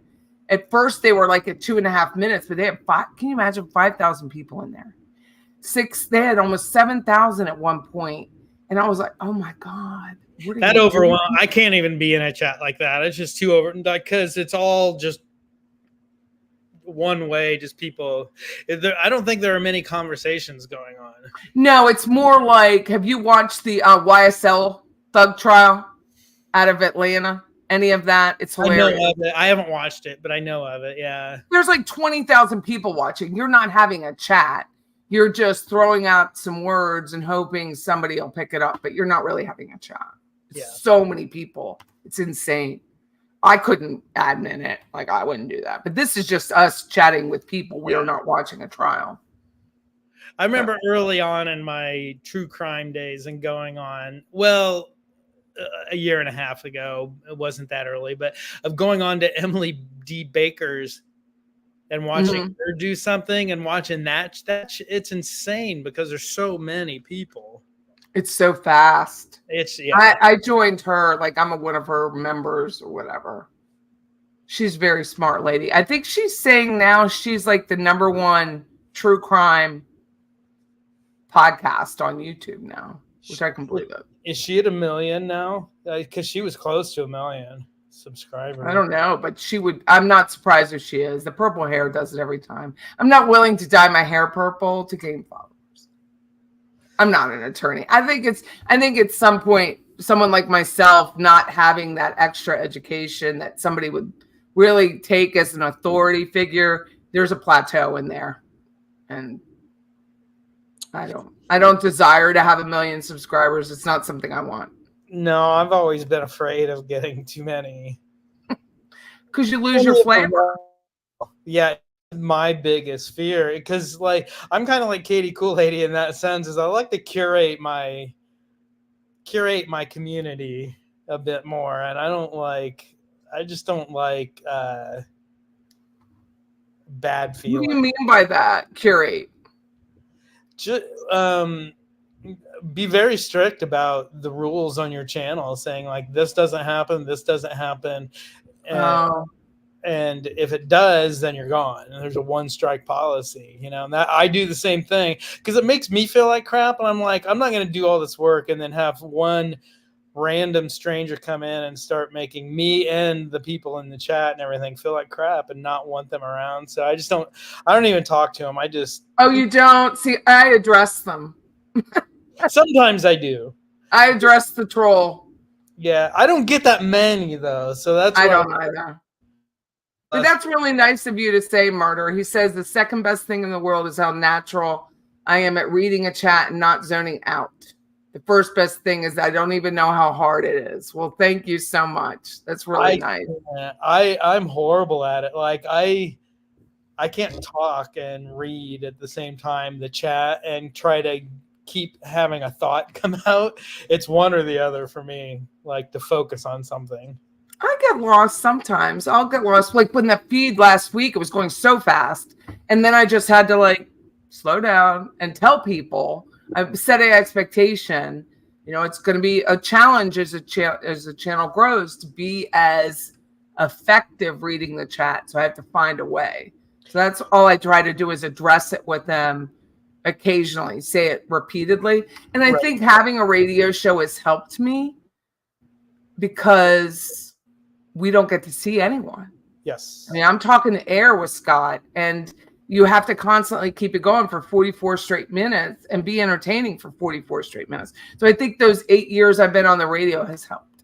See, because I've shot so many interviews and everything in my life on video and I've been in front of the camera, and that's easier for me because the camera is a person, right? The camera's the audience. And I've talked about this with Fancy too, but doing these things, it's like when you're on your own, it's just like you're talking into the void, radio, right? And that's a weird feeling you have to get over, or it's not going to work, right? Because it took me a very, very long time. It was really hard for me to not know. I'm a real estate agent. I live off of feedback. Did I do a good job negotiating for you? Do you love your house? Was I efficient with my time? Did I save you money? Like, those are the questions I always ask people at the end. You can't do that on radio. There's no one to tell you you sucked, you were great, you were funny, you're horrid. I'll take any feedback, and I thrive on feedback. Please tell me if I suck, because I can't get better. Yes, and if you make a joke, you get zero feedback from that joke. You just have to kind of play off of it like you got a reaction or something, and keep going. So bad. And so I have Scott, or we have a radio producer. So I have some idea, like Scott, believe it or not, he's gay, but he always plays a straight guy. Like, he's always the flat, straight, dry humor, and I'm the overt humor. But if I can't make Scott laugh, it's a shitty show. Like, it's done. I don't care if it's about real estate or crime or tuna. If I cannot make him laugh in 44 minutes, I'm done with it. Like, I'm like, can it? We're not posting it as a podcast. Yeah. So but it's fun. I mean, I love radio, but it took probably 3 years to get over that feeling. Well, kudos to all you folks who can go out, because I like doing live streams with a co-host. That's just how I like it. I like interacting with people. I like these conversations, and I can go on my channel and kind of have I have prepared things to say, and I'll kind of go through. I always script everything out that I'm going to do, all my links. Oh, you do? Yeah, I have a TV background, so yes. Oh, that's why. Everything gets scripted out, and it's like kind of little segments, and I go through segments, and I have nothing scripted. Yeah, no, it's like that's what's so like you and Katie Cool Lady and Judy gets on. It's like, and I'm very impressed by it. It's not an easy skill. It's not stream of conscious talking. It's a natural thing. Either you have it or you don't have it, right? It's. But what's sad about me is it's so hard for me to do it in person. Really? I can do it with Scott because I know him and I trust him. But in person, someone told me, and it was a subscriber, and I thought, man, you are spot on. I'm not much for chit chat and in person, and I'm not for the trivial. And so if I'm talking to you in person, it's because you really want to talk to me and I really want to talk to you. Yeah. Not just sit and talk in a grocery line. That's never happening. I will never do that. I avoid people if people I know in a grocery store. I'm that person that tries to avoid them because I just don't want to have a conversation. That's how I am. But I love this stuff, and like my conversations with anyone that I've had on, it's just like it's the best. It's the best for me, I should say. So someone's saying Jay Cash. I don't think I understand. Same video. Fancy talked about Patty. She claims she heard from a good authority Harvey was trying to get money out of Scott. Oh, he was trying to get money out of Scott. He was. But this was days after the recording was already out. Yeah, I didn't say that. I mean, that was in the video. So I haven't really talked about the whole Vietnam thing because I don't know enough about it to have that conversation. But all you can do is I watched it on Mentor Lawyer. He had the notes. It was all writing. These people are so stupid. He had the notes. That's why I was hoping Georgia will start releasing, because some of the stuff, I don't know. Have you done a FOIA request with the state attorney office? No, I've never done one. Everything so far I've asked, they tell me you're supposed to pay cash, you're supposed to go down and pick it up. Everything I've asked for, they've given to me, no money. So I think hopefully she'll start releasing more stuff to keep the pressure on Donna. I hope. Now you're talking about going through the docket and seeing, like, because some stuff has a price attached to it, other stuff doesn't. But well, yeah, I just emailed the state attorney office, which is what I was told at the clerk of court. So I went down there, said, I'm new at this. Could you please talk me through it? So they said, email the state attorney office and ask for it. Some things can be released, some things cannot. So there's a girl that you email and she'll talk to the staff from the state attorney and they'll tell her, yes, we can release it. No, we can't. Like I wanted this, because I'm so nosy, I wanted the screenshot from Donna's phone, which had Morgan Honeycutt on it. So I was like, how much is that? And they're like, this time it won't cost you. This time. So every time I've asked, it hasn't cost me, but I'm willing to pay. The other day I went down to clerk of courts in family law and I wanted Wendy's deposition when she was divorcing Dan. Right. And the girl charged me because it wasn't where I should have been because I don't know what I'm doing. And she gave me the disposition of the divorce, not the deposition. And so I was like, no, this isn't what I want. She said, state attorney has it. I can't access it. So, and I didn't have time. It was after the last hearing when I was in person, but they refunded my $21. So, I mean, I think they're fair about it, but there's some information they really want disseminated. I know Mentor Lawyer has paid a lot of money because he's buying things that they don't want disseminated necessarily for free. So he goes in and orders it. Right. Here's a request to you, staying classy. Make along with the godmother of trust. Oh, thank you, staying classy. Yeah, there might be a revisiting. I'd always thought about that, actually, about the whole Godfather stuff, is that you can, as this story goes on, you can revisit that whole story as well. So that's a good one. It's just so fitting, right? Yeah, but you can do Godfather 1, 2, 3. Actually, I did use 3 because the last part I used was they keep pulling me back in, and that's from Godfather 3. So, hey, Mona, guess I was a nurse before I was a real estate agent. I don't know why she's asking that question. I was a nurse. Oh, I worked at Leon County Jail. Yes, I worked at the jail. Somebody asked if you used to repo cars. No, that's dangerous.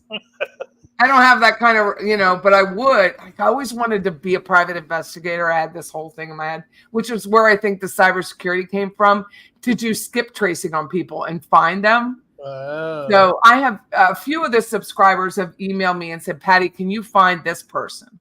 So I found someone's nursing. It was a fellow nursing student, found them from 50 years ago. And so they'll ask me and I just go, see, can I do it? And then I put a timer on.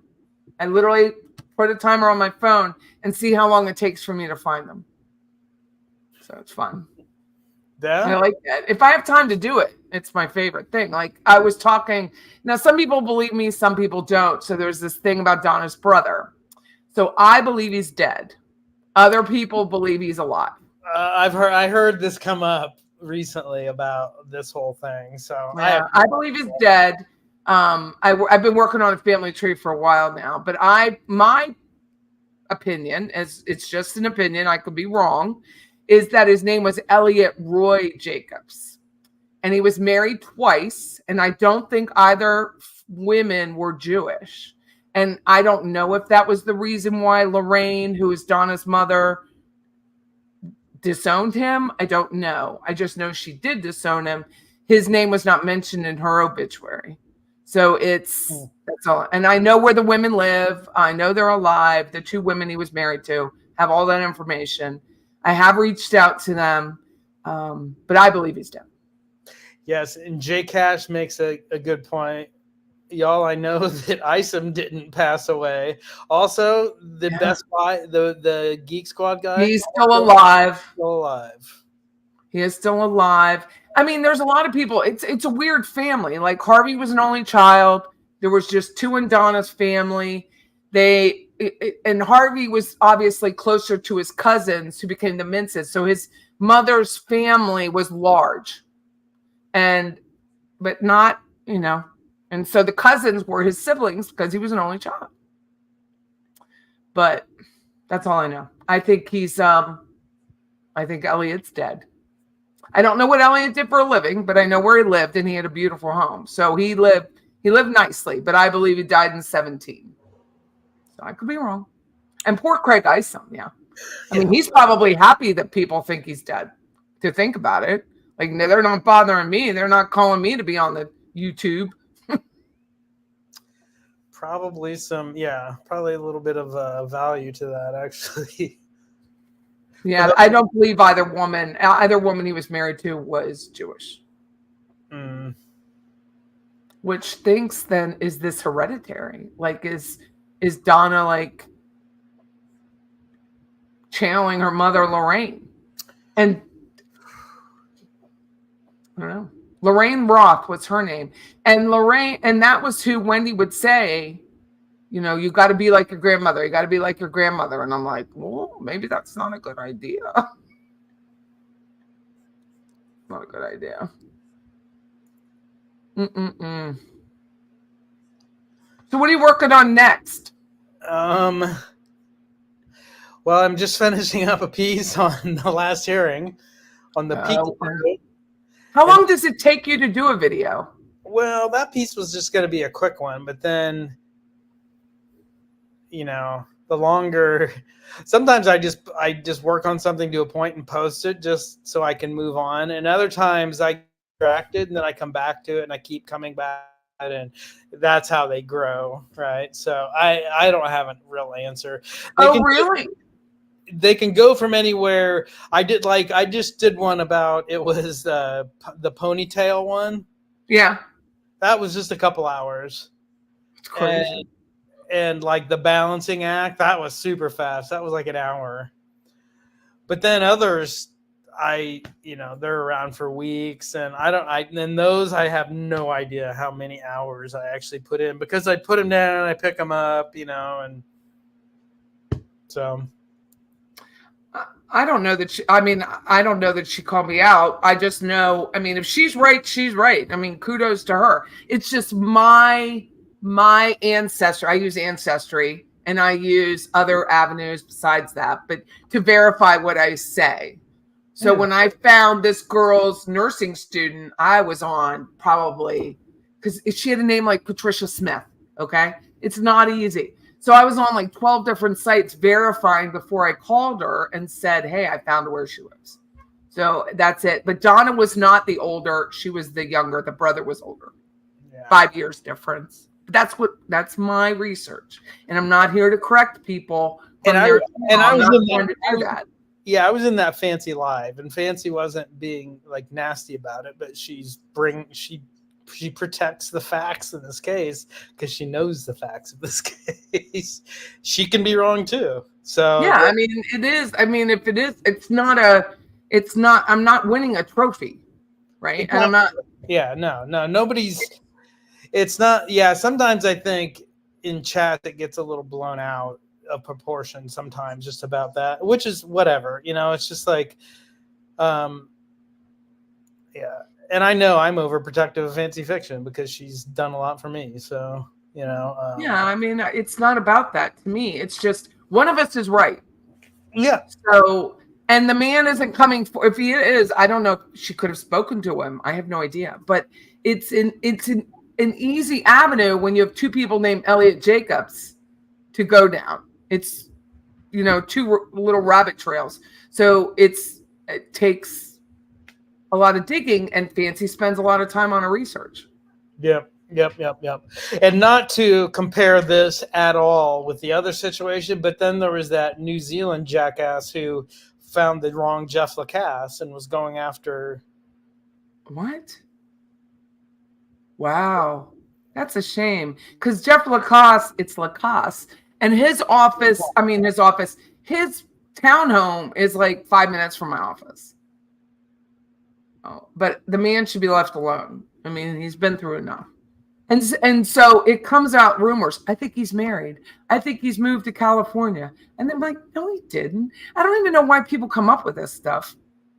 One thing that I did learn behind the scenes, and I learned that Jeff saw one of my videos. He's seen a few of my videos, I know. Oh, cool. But is that he is from San Luis Obispo originally. Yeah.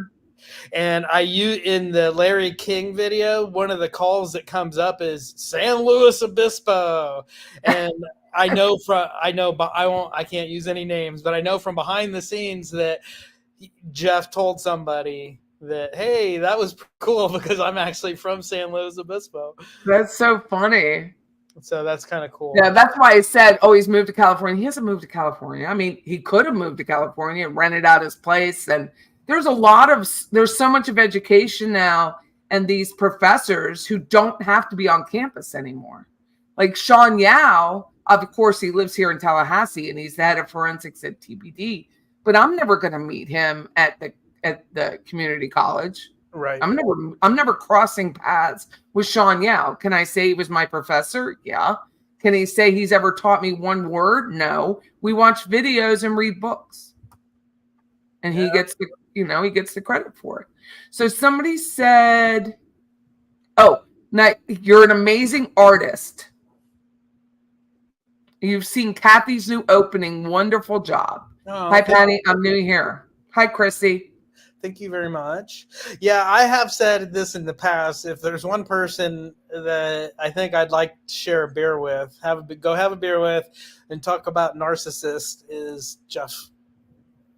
Right, me too. I have questions for him aside from all of this. Like, I don't even need to talk about the case or any of that. I think he would just probably be a pretty great hang. He seems like a great guy.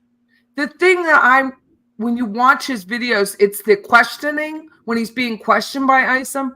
It's watching his progression of self-awareness over the 3 videos. Like at first he was like, this could be an issue. The second one, it's probably an issue. The third one, it's definitely an issue. Right. And he sits and mumbles to himself saying, she did this. You can slow his verbiage down, which I have, and you can hear him say, she did this. And then he mumbles something else that's completely inaudible. And I'm like, he really got it. But he has to peel the onion back, so to speak, and kind of come through it and be like, she did this. She really did this. You're not going to run to the police with the first comment somebody makes to you about hiring a hitman. That's not, No, because they're going to look at you like you're twisted. Like you're crazy. Yeah, no one would do that. And anyone who says that they would, it was just like, I don't agree. Well, even that, I've had people, because of what I do here in town, and I have a large Facebook group devoted to Tallahassee and supports businesses, but people get mad at me and they threaten me, and I just keep notes. The first couple times I went to the Tallahassee Police Department and they laugh. They're like, well, is he in front of you? No. Well, then there's not much we can do about it. So whatever you tell people, they're not going to take it seriously until something happens. Yes. Yeah, that's just the way. And it's unfortunate that I've lived through that, but it is what it is. San Luis Obispo is beautiful. I've never been, but I've been. It's beautiful. It's a coastal, California coastal. Isn't that where the Hearst Castle is? Is that where the Hearst Castle is? It's close by, yeah. Yep. So sad because I feel like we were on the brink of Wendy's arrest. That's the sad. It's the Markells prolonging their life. I mean, we don't know. I mean, people are assuming February, March. That's if Alex is on the case. But if it's not Alex, then it could be another year. I don't know why it would take a year. I don't know why it takes so damn long for an attorney, but I guess they have to speak to witnesses, take depositions, all of that. So Veronica, are you in San Luis Obispo? She says Raven said she's from there. I think someone said they're from there. Oh, San Simeon is where it is. Thank you. San Simeon. Yeah, I was trying to think of it and I couldn't think of it. It's in the general vicinity of coastal middle California. So MRE, which I love, I used to eat MREs, but Morris said in the interview outside the courtroom that he is staying on as Donna's counsel and could be ready to go by November. I don't think it's all for him to say at this point. Maybe the Florida bar. I don't know. How does that work? Does anyone know? I mean, I guess the judge has to feel comfortable with it at that point, right? Yeah, Moonchild. Yeah, what Moonchild? Veronica lives in the area. Yeah. Yeah. Cool. Hi, Veronica. He said he's going to be the lead attorney and getting a local attorney as a second chair in a new interview. Okay. Pretend. Let's go back. Charlie invokes another motion saying Alex Morris didn't have the Chinese wall or the ethical wall or whatever. He was there, and I'm still not giving up a waiver. Could he do that?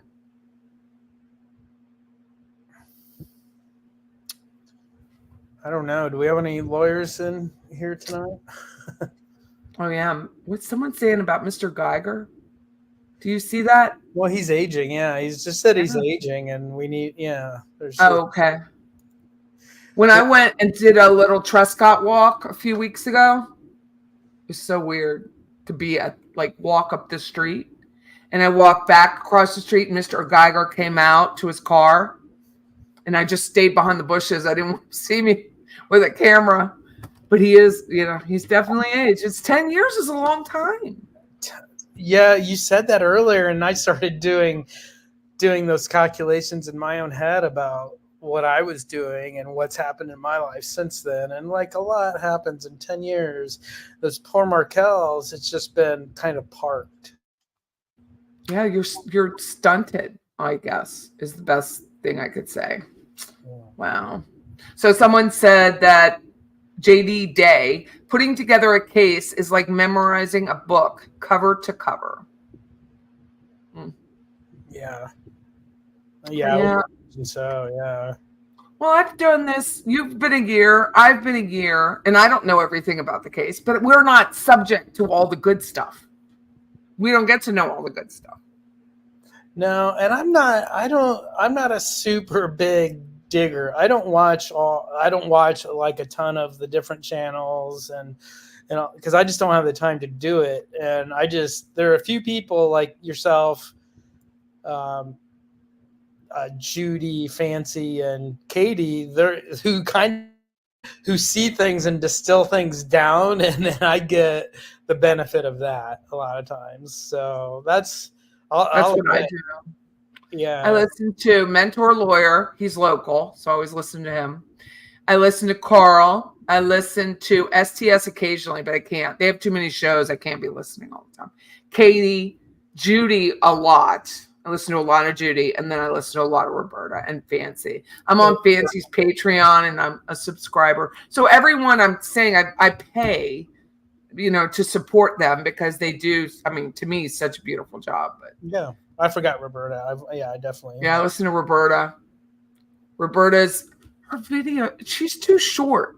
She'll go on 45 minutes. Well, that's all I have. I'm like, way to leave a girl hanging.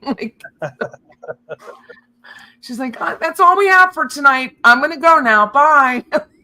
Well, I thought was kind of cool and a testament to this larger Dan Markel community is after her, in Roberta's chat, they were talking about that I was going to do a live stream and that whole comedy of deciding who was going to do it and everything. But people wanted a place to come and hang out and talk about this because it's such a big day that people just want to hang together and do this, and I'm here for it. I love it. So I mean, like, when I thought, oh my God, are the Markells sitting in that courtroom? And then it was Joel from STS said that Ruth she was texting Joel and that she wasn't arriving till tomorrow. But now you're saying Phil was on the plane to already show up, right? Yep. And luckily Ruth hadn't left home, and so. I know, but still, your tickets are paid. Tickets are paid. Yeah. Rooms are booked. There's lost money there for everybody. I mean, it just is. Then you think of all the other people who were like, Patty, let's have a meet and greet. So a girl named Gretchen, she's a realtor. She lives in Kentucky. She's like, Patty, you should have a meet and greet. And I'm like, I should have a meet and greet. Okay, I'm on for it, but I don't know how to do any of that. And so she booked the place, said Patty invite, and I was about to hit send on the invite for meet and greet, and then it blew up. I was like, I'm glad we didn't book a room or pay for anything or whatever. I mean, it's just, I would have paid for it, I'd have covered it. But I was like, just still, all of those. Judy from AA Legal Focus had tickets purchased. Katie Kool-Lady drove like I do from Pennsylvania to here. I'm sure Fancy had tickets purchased. Fancy probably booked like right away. She's been such a proponent of making the Adelsons pay. John Steinbeck was probably just going to fly himself there. So yeah, right. He's a plane. He's a pilot. He could have flew us all. We should have all gone to Scott Radius's house. Like all of that, just a mess. It's just a mess. And then poor Georgia, she looks so. Somebody said perturbed. I don't know if that was the word I would use. I think she was above perturbed. I think she was definitely just frustrated and annoyed and probably a lot of other things at the same time. It's a lot to go through, right? I can't even imagine. Yeah, Joel and Steve drove 8 hours, and I don't know if you've ever driven to Tallahassee, but there's no easy way to get here. It's the most boring drive everywhere. It's just horrid. I use that. It's like one of my favorite words, but I drove from Clearwater to Tallahassee today, the back way down 19, so I didn't have to deal with traffic on 75. And so you have trees to look at, but if you drive 75 to 10, you don't even have that. It's so boring. Yeah, it looks like and it's not a jump on a freeway and go kind of a drive. It's multiple roads and yeah. Oh, he said, Malone says Metro Deli was cleaning up today. Absolutely. That's where we went last trial was Metro. There's only a couple of places to eat lunch down there. There's not a lot. So do you have a lot of people from Tallahassee in here, it seems? Or a handful? We only have a couple that I know live here. Rebecca lives here. Michelle French lives here. Other people could live here. They just haven't disclosed to me they live here. Like, who is it? C. Malone. I'm not. If she or he has not exposed their location. Got it. A couple of people I know drove down. Like there was Georgia Peach was coming in. She lives off of outside of Valdosta. There's people that are not far from here. Right.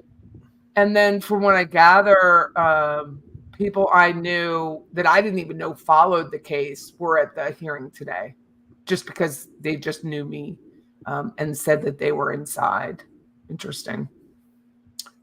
And very interesting. Carl Steinbeck seemed to believe the state screwed up according to what I got out of his live today. And they may have. I'm going to say I'm not an attorney, but from what I was told by an attorney that I called today, the state could only go so far because they don't have access to Charlie. They don't have. They were just limited as to what kind of fit they could have thrown to eliminate the waiver. I think it should have ended months ago when Daniel was hired, but you heard Everett say she has a right to her counsel until she doesn't have a right to her counsel. So crazy. Leanne asked where I'm living in Bloomington, Indiana. You live in Bloomington, Home of Indiana University. Go Hoosiers. do you work there? What do? You're a photographer? Yeah, I do photography, videography, video editing, directing, producing. Do you? Yeah, I do. I've done a bunch of stuff in my career, so yeah. I went to film school, so I kind of learned. I learned in school how to kind of do everything. Where'd you go to film school? Out in a small school out in Cupertino, right next to a small school next to Apple Computer called De Anza College. There are some people in these chats who live in California and know De Anza. So, how did you end up in Indiana, of all places? I grew up in Indiana. I left here when I was 20 and I moved to the Bay Area. Oh, okay. Do you miss it? Yeah, I do. Dana, oh, you're a Hoosier? Where are you from? Yeah, I mean, I miss it, but I don't. It's super expensive, and I don't miss paying for it. Do you follow the Delphi case?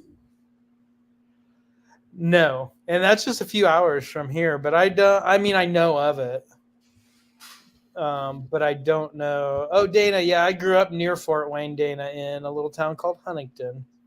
Wow. It is. Film school explains it because I'm like, he just taught himself that? Like I have so much like playtime in my own head. I'm like, did he just teach that? Did he just try that and it worked? Did he just like how you do all this editing? It's just fascinating to me. Yeah.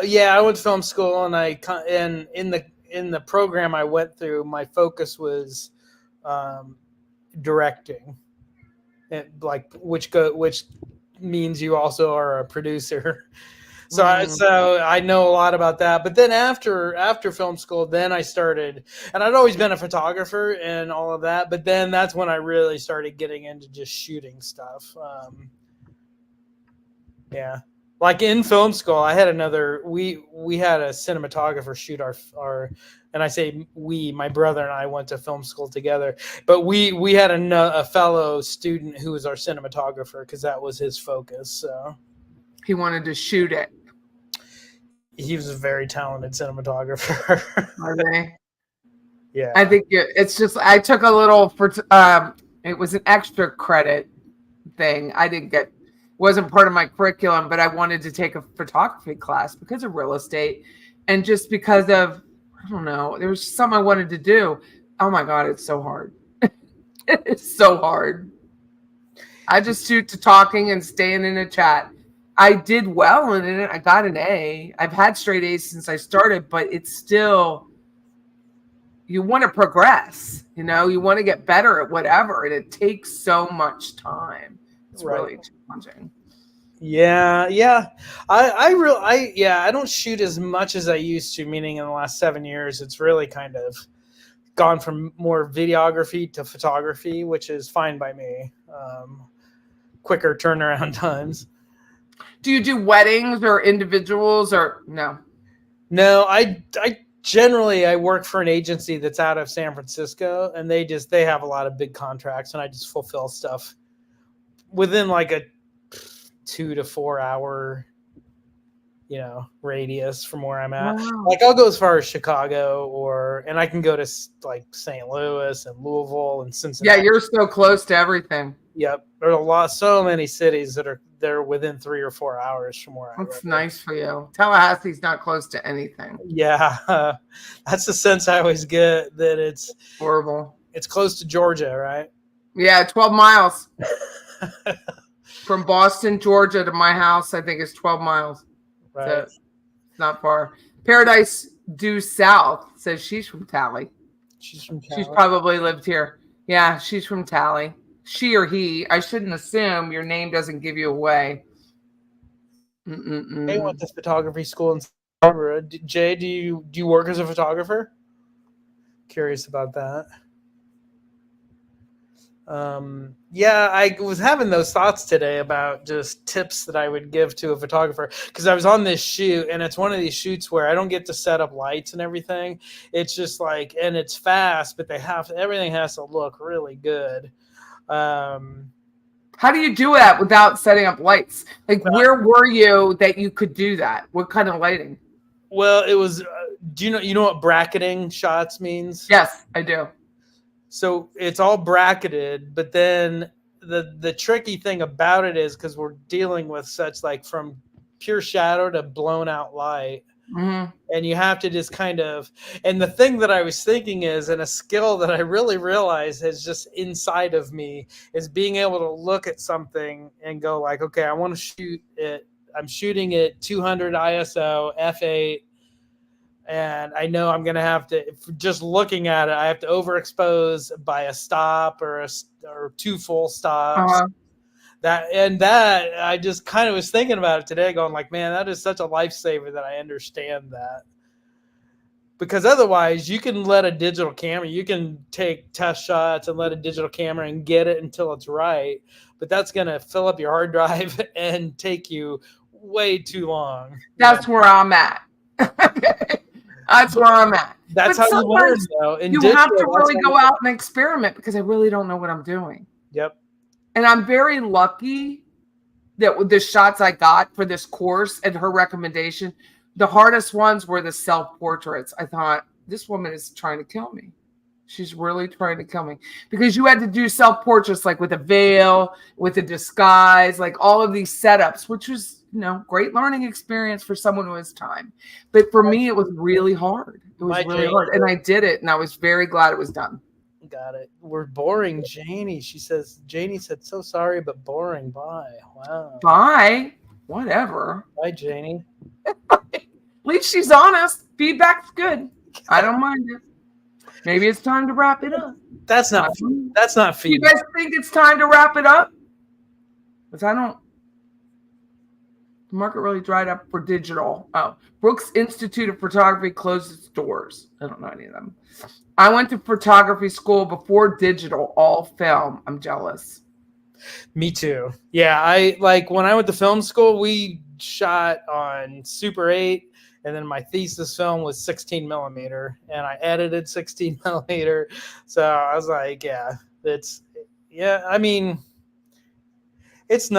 nice to come from that, but it's not necessary. But it was an advantage for a long time. I think it would be very cool. I watch photographers on YouTube, like old school, with really old film and really old cameras, bringing that camera back to life and the images that they create. And we're talking about old cameras with a hood, really old. And it is fascinating to me how they capture it. Like medium format, large format kind of stuff. Yeah. I've done a little bit of that years and years ago, but not a ton of it. Yeah. People are repeating my words. They're like cock block because they say cock block. Cute. Very nice. My mother would be impressed.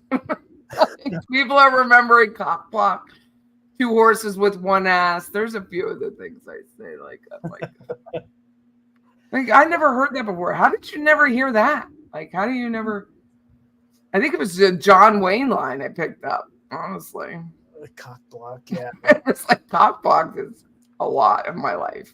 It says a lot in 2 words. I am pithy, if nothing else. Very pithy. You think Georgia was passive because the state messed up I don't think there's anything she could have done.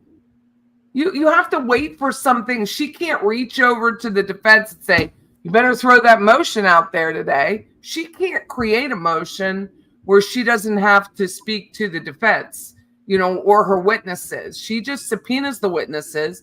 They have their own attorney. People knew, like Everett said and Jansen said today, the subpoena to Charlie went to care of Dan Rashbaum. Says it right there in July. It could have been handled months ago, but no.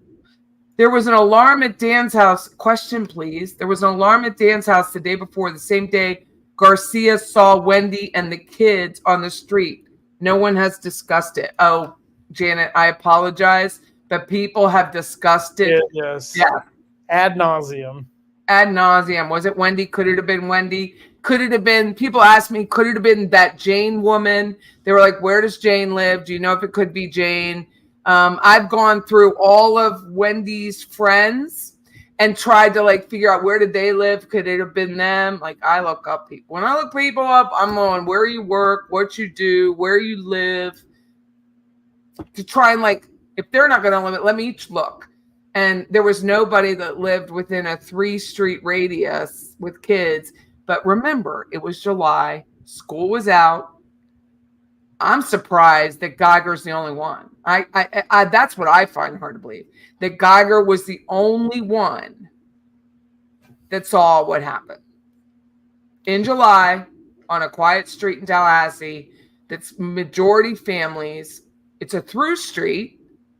Wendy proved that. It's a through street. People take that road to get to Benton Road. And no one else saw that car. I don't know.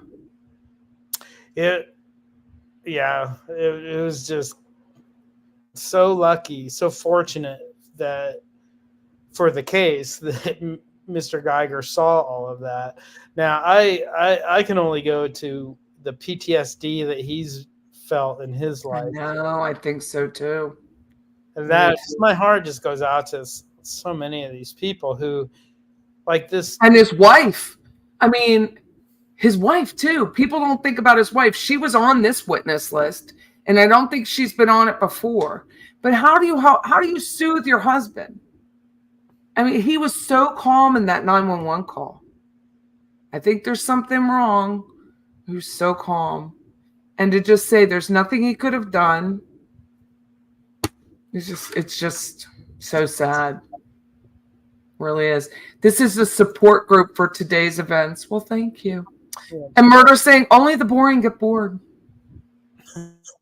That's true. Well, the society page fascinates me because he is able to take the smallest detail of this case. I mean, talking about tiny, like her we make fun of her ponytail, but he'll take the ponytail and make a 3-minute video out of it and make it entertaining. Oh, yeah. I don't know. It cracked me up. It's just, you know what a lot of it is that you get the vibe of things from watching something and being part of a chat. That's how you get a real vibe of what's going on these things. I mean, I've gotten so many ideas. I've talked about this before. I've just people are talking and then all of a sudden it'll hit me of something like, oh yeah, that's kind of it, and then I'm off and running. So, but her ponytail, and I guess it's maybe the kind of ponytail she's allowed to have, is that knitted, stretchy, almost scrunchy style. Yes. For a woman who's 74 years old is quite humorous. And Fancy dubbed her the two-tone pony. What did she call her? The two-tone pony. Yeah, because of her hair. Yeah. And I was like, oh, that's really good. That is funny. I mean, she's brilliant. Fancy's brilliant. I don't know what she does for a living in her regular job, but I know she's from Tallahassee, but she's brilliant. I mean, she comes up with some things that are so cutting that I'm like, ooh. She taught herself Premiere Pro, the editing program. That's not first of all, that's a professional program. It's not an easy program to learn. And if you go back, and recently she's been re-uploading some of her videos, and I'm watching them and I'm going like, there's some pretty sophisticated video layering and using dissolving images through and opacities. And she was thinking about it, and she put it the way she structured. I was like going like, and she doesn't do that for a living. So she has a natural talent. It is. But willing to continue and grow with it, sometimes make mistakes, sometimes not, even with me, if I talk about something, I always go back and look at my stats. Will that work? That didn't work. Yeah. Because I don't always get feedback that's constructive. Sometimes it's just, you're boring or I love your hair, which I appreciate that everyone loves my hair. That's very nice. But it's not really feedback that helps me grow in a YouTube channel or on the radio or as a realtor or whatever it is. And I really try to find that. And sometimes it's just the stats. This took off. This didn't take off. Don't talk about that anymore, Patty. No one cares. Or the day and hour that it was released, or there's so many. But even then, I've learned for people who have a YouTube or a podcast, because we take our radio show. I'm going to say we were the first ones in town and podcast it out, so it's on the actual radio shows on all the channels. But you can go in and see how many downloads, how many screen views, where they are throughout the country. Sometimes it's what I call the long tail. It's up there and no one pays attention to it for like 6 months. And then someone starts paying attention to it. Or the music that we use a lot of music on our radio show, 7 songs. That music trends. So it changes in the algorithm on the Apple Podcasts. So you just never know what's going to take off and what isn't. My number one show that I've ever done is called Paint. We had a painter on, and it was fun and funny, and he was fabulous. He's a great painter here in town. He's very, has a large company, but it was called Paint. That's it. Who would have thunk it? Paint. I need to go back and see. I couldn't even tell you what my most viewed video is. I don't know. Oh, you can't? Oh, you should. I'd look for your own edification, I think. I'll poke around. Yeah, see, but so much of my stuff, I just don't plan stuff ahead. I just kind of do it on a whim. So it's not like I'm planning anything anyway. So, how old is Juan Carlos? He is 12 years old. Oh, wow. He doesn't look it. He's spry. He is spry. That's a good word. He still runs around, bounces off of walls, all that kind of stuff. So. Oh, really? You only have one pet?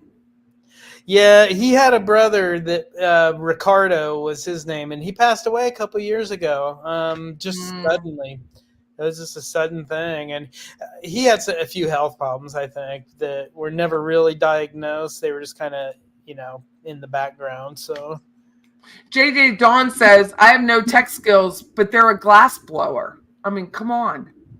Glass blowing is. I'm a glass blower, but I don't have any. Who cares what you can do on a computer? You're blowing glass. I worked with a glass blower years ago. Wesley? Such an interesting person. Yeah. Wesley's like, I'm sure there's animals living in Donna's hair.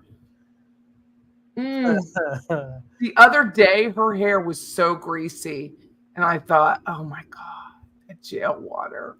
Oh. I never worked. When I worked as a nurse at the jail, we weren't back in the pods. We were in the clinic area. So I don't know what shower time was like or how, because it's up to the guards whether, they have shower schedules, but that can be shut down. They get extra showers during their trial time. Are they forced to shower at any point? No. Can't force them to do anything. If they force them, like if somebody's saying, I talk about her several times, Rebecca, who's in the feed, knew her. There was a young girl that literally, her mother must have been a mess for her. Very, very strict woman. And she was a concert pianist. She was a young girl, and she just went hog wild and just stabbed the hell out of her mother. And for her, that's my most serious recollection of someone. They were giving her antipsychotics to make her trial ready. So her brain, they could say she was fit for trial. In that case, if she refused to take them, which she took them, they would have tied her up and involuntarily giving her those. Like they would have IV given her, but I wouldn't have been able to do that it would have had to been a physician to do it, but she took them, but they would have 100%. So let's say pretend like someone like Donna says, I don't get my attorney more. I just stop eating. So I'm not going to eat. They're going to put them on close watch, which means she's going to be in that glass room watched all the time. And eventually they're going to give her an IV. And she's going to be fed through an IV until she keeps alive. Because it's the state's job to keep her alive to try her. Got it. And if it was somebody who was on death row, it's the same thing. It's the state's job to keep them alive, to put them to death. Same. Isn't that crazy? You know, Murder give us by the money. Oh, sorry. Yeah. Murder by Maestro said, my kitty is 17. Wow. His back legs are starting to wobble, but he still jumps around. That gives me hope.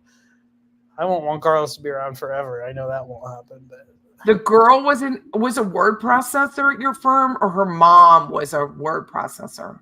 This is Rebecca. She's the one who knew the girl. But she was just a beautiful young lady who was could play the piano. Is that that recent case? No, this was. Oh. It has been 21 years since I worked as a nurse, so it was probably 22 years ago. Of course, right. I haven't worked as a nurse in a long time. Debbie says she has 4 cats years ago, all at once. They lived to 21, 20, 19, and 18. Oh, that's great. Oh, it's hard. I have my little Roscoe, and we have a cat. We have a 9-year-old cat, Tally. It was 20 years ago, and the girl was a word processor. She lost her mind. And Leanne's going for, she says it's wine time. I wonder, where is Leanne Forsberg at? East Coast or West Coast, rather? Wine time. Yeah, you don't see that one. JD says, I don't agree with that thinking. They should try someone based on the state that they were in, that they committed the crime. Yeah, but the Supreme Court feels differently. You got to be fit. You know, there's that whole thing. I wasn't fit. You know, I was on the spectrum, or the old school retarded, you know, God forbid. Then they're not going to put me to death. I'm not obviously a murderer, but who wants to live like that? Like in that cell all the time. I mean, ugh. Thank you, Jay, for that. I need to do that. Saying get regular blood work done. Yes, I need to. I need to be better about it. I love that as we all get old, as do our cats. That's right. I like that too. That was a comforting by my. Oh, I'm so sorry, Missy Ann. She says her friend Tina passed today and had been talking to her daughter on the phone. Prayers for her kids. No, really hard. Yeah, I'm sorry. Really, really hard. I as a nurse, I dealt with it a lot. No one at the jail, praise the Lord, because that would have been a life-changing experience. Because if someone dies on your watch at the jail, whether it's by their own doing, drugs, whatever, you're spending a lot of time with an attorney. Yeah. I've said it before. Donna was the only one in that room that really had rights. No one else did. It's hard. Mia Wallace, of course, being always clever, says, for Donna, it is wine time. WHINE time. Yeah. Well, it is. I wonder what she's doing tonight. Do you think she's okay? Do you think Donna's in a close watch room? Are they keeping an eye on her, or are they? Is it fetal position night? Well, she probably immediately called Harvey. Oh, yeah. So who is it? True Lifestyle's probably gone. I have to ask her how long. I wonder how long she stays on the phone with Harvey now. I wonder how long. I'm going to have to put in for those. I put in for those calls a while back, and then I just got bored with the number search because they were obviously numbers that she had given out, allowed her PIN to be used by other jailees. So, right, yeah. You know, it's like far into Quincy. I'm like, Donna doesn't know anyone at Quincy. So it was just a lot of work without very little results. So I just stopped. And I don't even know what Harvey's phone number is right now. Are there time limits on the jail calls? There's time of day limits. But if she has money on her tablet, she can call like Charlie did. Charlie was on the phone thousands of minutes when he was at Leon County.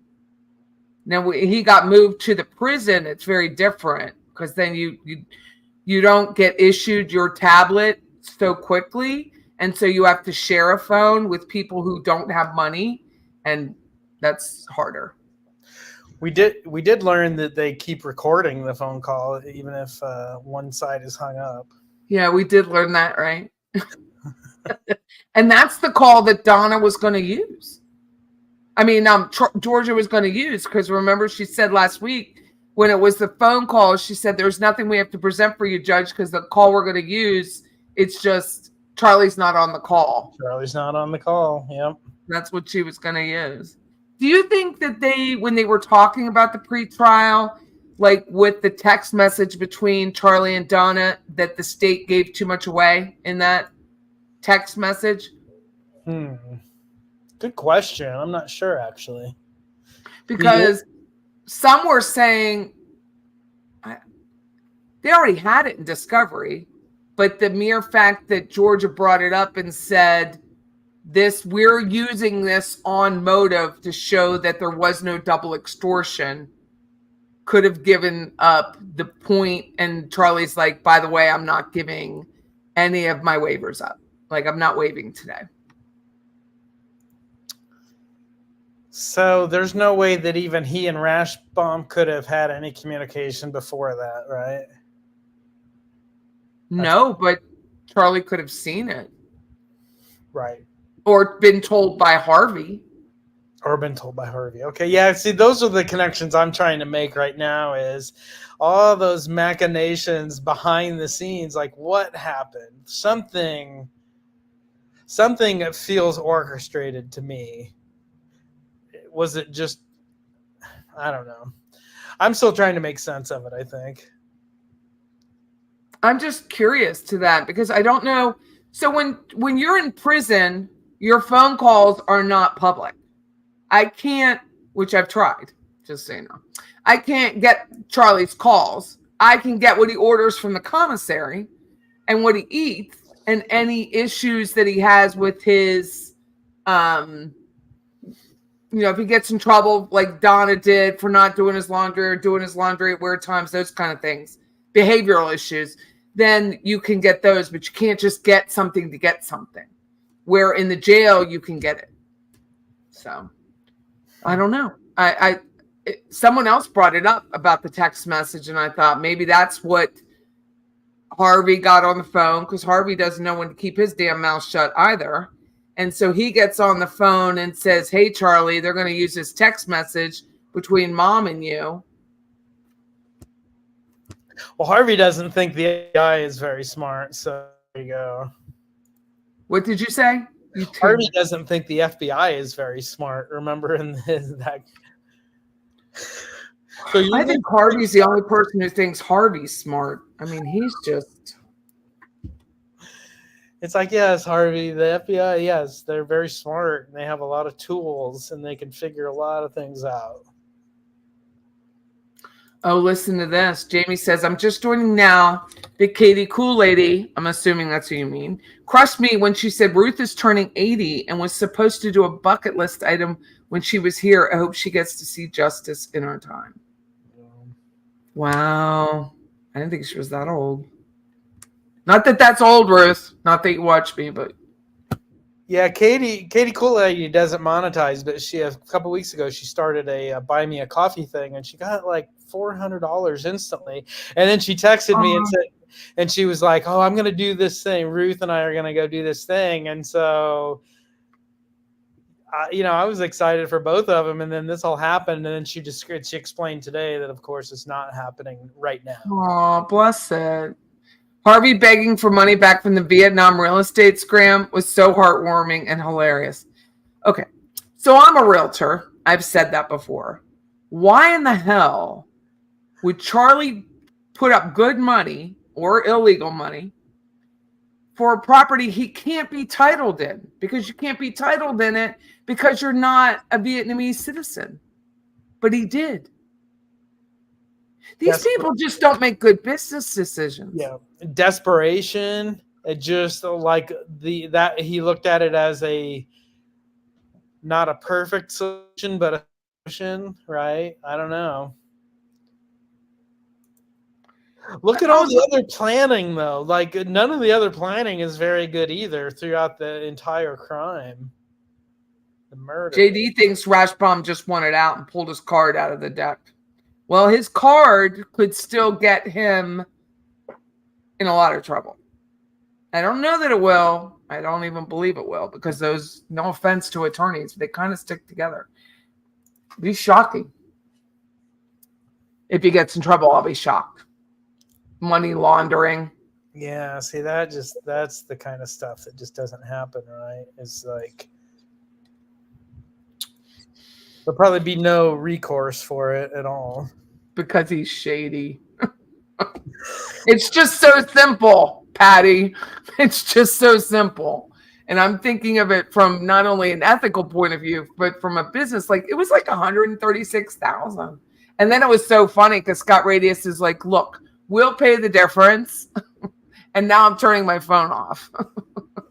So his wife and he are paying the $16,000. Her name was Michelle. And they're going to pay the $16,000 and we'll just call it a day. Yeah, see, murder, that's spot on. There are 1,000 better places to invest if the money was clean. That's how it works, right? You don't get the best choice.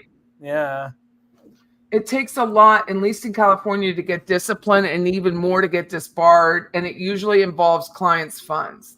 That is true here because I always read it. Like, I read who gets in trouble in real estate because I'm going to learn from that. And I read who gets in trouble with the bars. I don't know, but there have been quite a few Tallahassee attorneys that got in trouble with client information and client funds.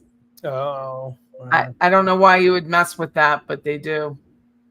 Well, again, I always go back to Alex Murdaugh a lot because that's part of what he was doing, right? He was moving around client funds to pay for things and all that. And that was the beginning of the end for him inside the firm that he worked for. They were onto him. But think about that with Wendy. She knew, because I have the disposition of her divorce somewhere over here. And she knew the gig was up with her affidavit, that she didn't even know what an affidavit was. People are like, why now? Why now? Because there was a hearing to be scheduled. And she didn't want that hearing scheduled. And it would have been a problem because Dan was so much smarter than her divorce attorney. He was smarter than her divorce attorney. He was smarter than Wendy. And he was going to go after them, period. It's so much that Dan's attorney, I think his last name was Duggar. I think it's Duggar. Withdrew from the case because he didn't want to be around to get another attorney in trouble. So he withdrew from Dan's case. And that's why he went and got Stephen Webster. But she knew she was in a lot of trouble because he would have won. That's why her file was like this thick. That divorce file is huge. It's like 12 inches thick. I mean, it's a huge binder. And I think that was it. The gig was up financially with that money, the $250,000. And it is Duggar. His name was Duggar. And that was that. Was it going to be it? You just reminded me of part of footage from the last trial with Wendy that I've got it in a video. I need to put it out. But the big white binder that Georgia always hands to Wendy. She's like this. Yeah. There's this whole sequence where Wendy is just wrestling with that binder. Do you remember it? Because she's just wrestling with it, and she's nervous. And it is about it like that, but yeah. It's extended too, and it goes on for a while, and it's really great stuff. This is Wendy trying to get control over this ginormous binder of evidence, and I think it went that she was like, "What page is it on?" And Georgia's like 382. That's exactly it. Page 3000, Wendy. She's like, "What is it on?" Like even the disposition is 21 pages. Yeah. Marital, sir, it's with the children, the whole thing. 21 pages, $21. Yeah, and Susan said a lot of people are commenting. She says she turns the pages slowly, but and you go back to previous trials. Whenever she gets her hands on documents, you can see she's flipping through and just trying to scan and get as much information while she has the documents in her hand. Does her attorney not feed her and go over her testimony with her? But she's very interested in what's in that binder. I would be too. She did fight over a tennis racket and a bicycle. Sure did. Right down to the tennis racket. And I don't know if you're aware of it, but she said in here she was supposed to quit claim the Truscott house over to Dan, but Dan, because they were both on the mortgage, they would have had to refinance to remove her. And that never happened. And quit claim could not be filed, even if she went to her office, her attorney's office, Christine, what's her face, and said, I want to file a quit claim because you were on the mortgage. You can't. So it was never done. Okay. It was never done. So when she sits there and says it, Roberta did a thing. And I was at my keyboard and I was going, that's not true. It's not true. She couldn't quit claim anything. You can't quit claim something that you can't remove because the mortgage company, you're giving them, you as a homeowner are giving a mortgage to the bank. So you're the mortgagor and the bank is the mortgagee. And you can't require the bank to remove you because they're not a party to the agreement. The married couple's a party to the agreement. So that's why. Yeah. See, that's another good example of Roberta said this is like, it's channels. I think it's good for each of us to fact check each other a little bit as well, So. Oh yeah. She wasn't trying to fact check it. She was just playing the audio of Wendy saying. No. I just mean in general of trying to just keep because there's so many details. I don't pretend to know half of what a lot of these people know because I don't. That Dan was watching these videos, STS and the like, because his arms, remember the first hearing this year, he was like, blah, blah, blah. And then all of a sudden his arms are down to his side. Yep. Because we were making fun of him. He's not sniffing his fingers and There's a guy on YouTube. I changed a toilet. He has 1 million subs. You learn a lot from him, but can't remember it. There are a lot of people that do that. Debbie, that's hilarious. They're like, they sit there and there's one now. It's these little Japanese kids. People watch these little Japanese kids go shopping and come home and open their. Oh, yes. I know about that. That's a TV show. It's Japan. A TV show? Yes. So I have a real estate coach that keeps me adept at my verbiage and how I speak. And she was like, Patty, you could do a live. Listen to her. She's like, you could do a live all day and just run the live. That would be insane. That would be insane. She's like, but people do it. I'm like, people may. I'm not. That's not. No. She's like, you could run a live like Katie Kool-Lady did it. Bless her heart. From her car. She's talking to people in her car while she's like, Katie Kool-Lady's beautiful woman. She's got a great chin, and I'm never doing that. So she's like, never doing it. People, the angle where you're like this underneath your chin. It's no. It's not. But I know people do. They sit there on lives all day. I never expected to go on camera on my channel. So we were going to do like Roberta. And just be a graphic. Roberta's been on camera, though. Oh, has she? I didn't know that. Yeah. Yeah. You have to watch older videos. I'm going to have to go back and look now. I didn't even know. I thought she was just a logo. No. And it's like, and she and I are kind of that same ilk. And I think Fancy feels the same. It's kind of like, yeah, I don't know if we add so much. Although, I think here's my challenge with it. And I'm going to go to my sales life. In real estate, I don't keep my photo on my business card. It's not on our signs. But I do know that the thinking to doing that is that people can see you and they'll find you. Are you relatable? Yep. I've wondered Yeah. why, because that's so isolated to real estate, real like actors, right? Say that again. The whole idea of the headshot, because essentially what realtors do is they put a headshot on advertising. Everything. But it's the same, like actors are the same, but a lot of it's so isolated within those industries. It's just always fascinating to me as to, I mean, I get why they do it, but why don't more people do it? Or, More businesses. Yeah. Mortgage does it. I mean, I don't know who would do it like, but I think that's what LinkedIn is. I mean, LinkedIn is a lot of people put their face, like I could see who Jenna Von C is. I could see who Ronald Thomas was. I mean, you can see that and you're like, that's him. That's you don't know, but I have always been, I'm not, don't even at me. It's okay. I know who I am. I'm not the pretty person. Like Scott is prettier than me. My business partner is very handsome. So he's like, we just made fun. We did a graphic of him where he looked like James Bond, right? So he was in a tuxedo for an event. I'm like, James Bond. And it's just, you have to know who you are and be comfortable however it is. But some people really want to see a photo to make sure you're real nowadays.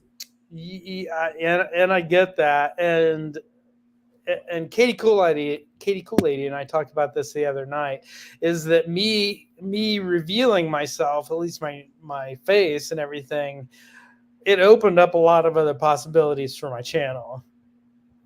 It did? Yeah, just of interacting with other people. Oh. Was it harder for them to interact with you when you just were the graphic? No, I don't think it's so much that. I think it's more of a buy-in kind of a thing. And not hiding behind an icon or a graphic or something. I'm not explaining it very well. It's like the reason that I came out was because Katie asked me, and Ruth Markel asked, wanted me to be part of the reading of the unveiling on Katie's page. And I didn't want to do it behind a graphic. Yeah, that makes sense. I want, I was just like, no, I want to. It's real personal. Yeah, and especially with Ruth involved with it and a request, and I'm like, okay, I want to honor her as much as I can, and if coming out publicly helps, then I think it did. So, and it really did. I mean, it really, I however it works, I think it just bought in a little bit more to me being a person.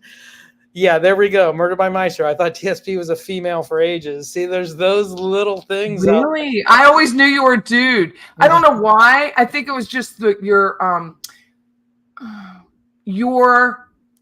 graphics and your videos are very strong.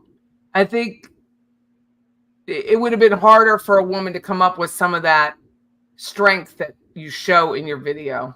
Interesting. So, and Debbie, I always thought you were a guy. Debbie thought I was a 25-year-old kid. Oh, that's so funny. And I said recently and Mona, not Yallah, was said several others thought that I was Fancy Fiction for a while. That Fancy had just started something different and was so I fielded that kind of stuff for a while. It's like, no, I'm not fancy. I was like, I swear to God, I'm not Fancy Fiction. That's funny. So, like, I don't know if you've ever watched Jay, The Shaming of Jay, which I think he's hilarious. He has a Twitter where it is, was Wendy arrested today? That's the Twitter handle. Oh. And it's Wendy's face. And every day he answers no. Nothing else. There's one tweet a day. It says what, and was Wendy, his name was Wendy arrested today? No. It just goes over and over every day. It's the same thing. It's hilarious. Okay, Murder by Meister. We're going to kill another rumor here tonight. I am not Jibbers. Oh.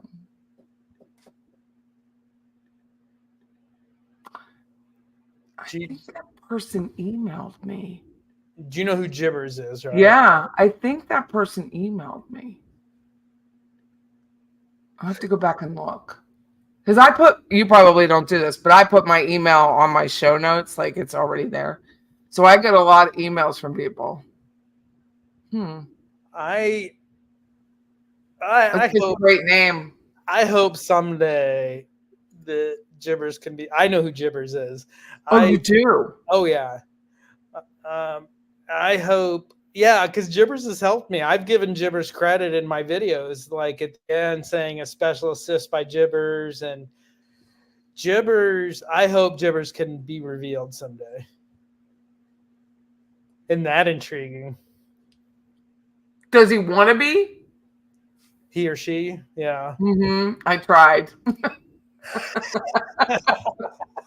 I know you did. I tried really hard there. I just tried to. Tim Jansen said he will absolutely never represent an Adelson. He said it today. I don't think that's the case. So, bless his heart. He's never, he couldn't at this point. He said too much. Yeah, Jibbers. There's other defense attorneys in town that have been quite successful. In fact, one of, what's his face? Alex Morris was on the Andrew Gillum team. So Andrew Gillum was one of our former mayors who got arrested on federal charges, and Alex Morris was on that team. There's other attorneys that were on that team that I'm thinking might show up. I mean, big names. Big. So we'll see. I don't think it'll be an out-of-town attorney. I think it's going to be someone local. Okay, Jibbers is still getting a lot of reaction here. Raven says she tried too. I don't know. Debbie says she doesn't know who Jibbers is. Well, now I'm on a mission, okay? Jibbers has a channel. It's GHIBERCZ. Right. Yeah, Jibbers has put out some good content. But I would never out them. Jibbers started the Reddit, Dan Markel Reddit page, the one that's still going. That was Jibbers' creation. It's brilliant because I'm on it all the time. Yeah, and Jibbers has done a lot of great stuff. I don't know if we'll see anything else. I hope so. He's in Roberta's feed a lot. He Jibbers? or she. It. The real Jibbers? I thought so. Yeah. Or maybe it's just her spelling it. Maybe she just spoke about it. Might have been that. It was recently, and she spells it out loud. We have fun in the sun down there. You're going to bring Donna some banana bread? Yeah, Donna's learning what kosher's like in jail. It's not much. It's bread and peanut butter. That's what kosher is in jail. Oh, really? Seriously? Wow. Yeah, it's like beans. So when someone says like kosher is the same as like a Muslim diet, is the same as like a low sodium diet, like they're all the same. They're just all the same. Right. Beans is a big one. Beans. You got to get your protein in. Beans and rice have fed people for millennia, right? That's like no, but Donna isn't used to beans and rice now, is she? Well, I just remember she was on the phone with. Was she on the phone? And she was talking about. It was a recorded. It was a wire call, and she was talking about Harvey was in the shower and they were going out to dinner. It was like 8:30 at night. I'm like, he's like 70. What are they doing? Like, don't they go to bed? But I think it was an event for them to go out to dinner super late and be seen. Donna and Harvey. So. Night, Debbie Gibby. Bye, Debbie Gibby. We're going to wrap it up because it's 10 o'clock. Oh, wow. I know. Beans and cornbread. When did it start? I don't know. 2 hours and 38 minutes ago. Wow. Kosher-ish. Yeah. That went quickly, actually. It does. I think it goes. I love lives. I think people know I love them. and it goes, so my longest so far I think was 3 hours and 45 minutes, and I had no idea that much time went by. I got a text from my husband saying, "Where are you?" That was it. It just, to me, I could do it all day, but I wouldn't be productive. Yeah, I think you and Katie Kool-Aid are similar in that way, because she can do some marathon lives. Does she? Oh yes. Because when I tune in because of work, I can only watch for a little bit. I can't watch. Right. Yeah. No. Roberta's is easy because they're like 45 minutes. That's it. Yeah. Well, she's sad. Oh yeah, please give a thumbs up. Like, I'm not good at asking for that. I'm very sorry. Please give a thumbs up for myself, yay, and the society page. And if you're not a subscriber to the society page, it is if you're interested in anything about this case or pop culture, I mean, there's a lot of themes in his channel to go watch. It's amazing, it really is. I mean, I can't believe you're like, you should have 200,000 followers just for somebody who's interested in film, and it's amazing. Thank you. I appreciate that. And it's like I said before, I might be have an anti opinion on this, but I just don't want to grow super fast. I never have wanted to. And I just want to grow organically. I don't go out and try to canvas too much and try to get people to find. Oh, I don't at all. Right. Yeah. See, exactly it. Right. You and I are similar in that way. A lot of people do. A lot of people to spend time on that. But I just like, and you know, we have similar people. And I've also noticed tonight, which is like a lot of people who just don't know who I am. I think that's really cool because we're here following. That tells you a lot of people following this case, right? Wesley, that is a great metaphor. TSP is our Andy Warhol, because you take almost like a Campbell soup can, which will no longer even be called Campbell soup, which makes no sense to me. Why would you do that? But branding is so important. Why would you do it? But they would do it. I mean, and he just takes those little bitty bits, those little bits that all of us just smooth over. I know I do. And I'm like, the ponytail. You know, I mentioned the ponytail in a video because she had one in. She can't really have anything else. If I were her, I would have worn my hair down. I think she looks ridiculous with a ponytail. But if I were on trial, I would have tried to look somewhat sophisticated and not look like a homeless woman. But she kind of comes off as the homeless woman today. Yeah. Yeah. She's not getting very good advice on that side of it either. I know according to Tim Jansen, she tried on tons of clothes, but she's not getting the advice of how you would present, right? Like Scott. I'm not that person, but he'll tell me, Patty, if you want this to look like this, or you want the house, this is what you wear. This is how we dress the house. These are the colors we use. That's what she needs. She needs a stylist, yes, even if it's for a couple hours, to come in and say this. It's like, do I have a yellow real estate sign or a black real estate sign, right? So many political signs are black with yellow letters or yellow with black. It's that same idea. What are people going to remember about you? What is it? What are you going to present? How will you make them feel when you walk into a room? And the ponytail ain't going to do it. Now, wouldn't it be interesting if after today that Donna turns into like a Sarah Boone character? That's exactly what I thought. And yeah, I was in Roberta's chat and somebody else said it in the chat, and I was like having that I wish I could remember who it was, and because I was having the same thought, and I was like, oh my God, I had that thought as well, because that's very possible that she could just become a problem. And then Charlie on that other side. I don't think they really need Charlie to convict her. I don't.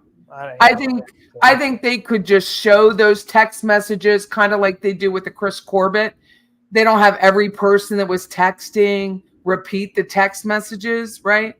The Chris Corbett 329 pages, which isn't even a lot when you know there's thousands of pieces of data going back and forth.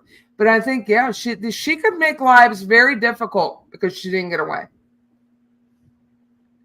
And how will Everett handle that? He's really tried to stay, I don't want to say pro-defense, but giving her whatever she wanted moving forward, which most judges do, because they don't want to be reversed. Well, you didn't do this. And Charlie said it on the phone calls. I don't think I'm going to get an appeal because there were so many decisions that were pro-defense. I don't think I'm going to get an appeal. And I think that's the same. I don't think he is going to get an appeal, but we'll see. No. I mean, if Tara Kawas, she never came back and tried to quash her subpoena. No. And remember Rashbaum's advice to Charlie was, don't waste your money on an appeal. He's like, spend that money on me. I want that money. The scrunchie has definitely been used to choke the unpopular girl at a sleepover. Oh, God. It looked like it was decades old. It really did. It was worn. And I'm sure none of you have ever seen jail blankets. You probably haven't, right? Most people don't actually see a jail blanket, but if you've seen a jail blanket, you would never go to jail. I don't ever want to go to jail. It's so funny to listen to Joel talk about it. He's like visually, like absolutely gets upset with the idea of ever going to jail. He's made it. And I worked in one and it didn't bother me at all. Really. Joel's made it pretty clear that he would not do well in prison. No, he wouldn't. He was actually petrified. It is a lot to walk through those jail doors with your hands behind your back. It is a lot. I can't even imagine it. And like, knock on wood, and I've said that I haven't had to spend. I had to take a landlord to court once in like a civil court or whatever. That's about as close as I've gotten to courtrooms or any of that kind of stuff. Really? I've testified a lot. I've been an expert in real estate for quite a few. I've been a juror. About 15. Yeah. And so I've testified quite a bit. And it's interesting to keep your demeanor straight. Keep a straight face. Because I am an emotional, you can tell from these things that I get emotional. So I try not to, but it does leak out. But the jail blanket is a lesson.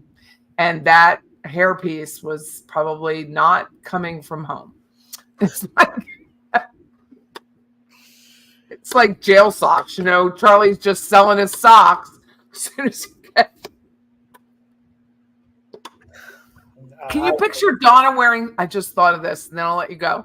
Donna wearing slides for a shower. I literally just thought of that. Jail slides? Oh, yeah. Like they wear the Nike slides. I think Donna wears slides to go into the shower.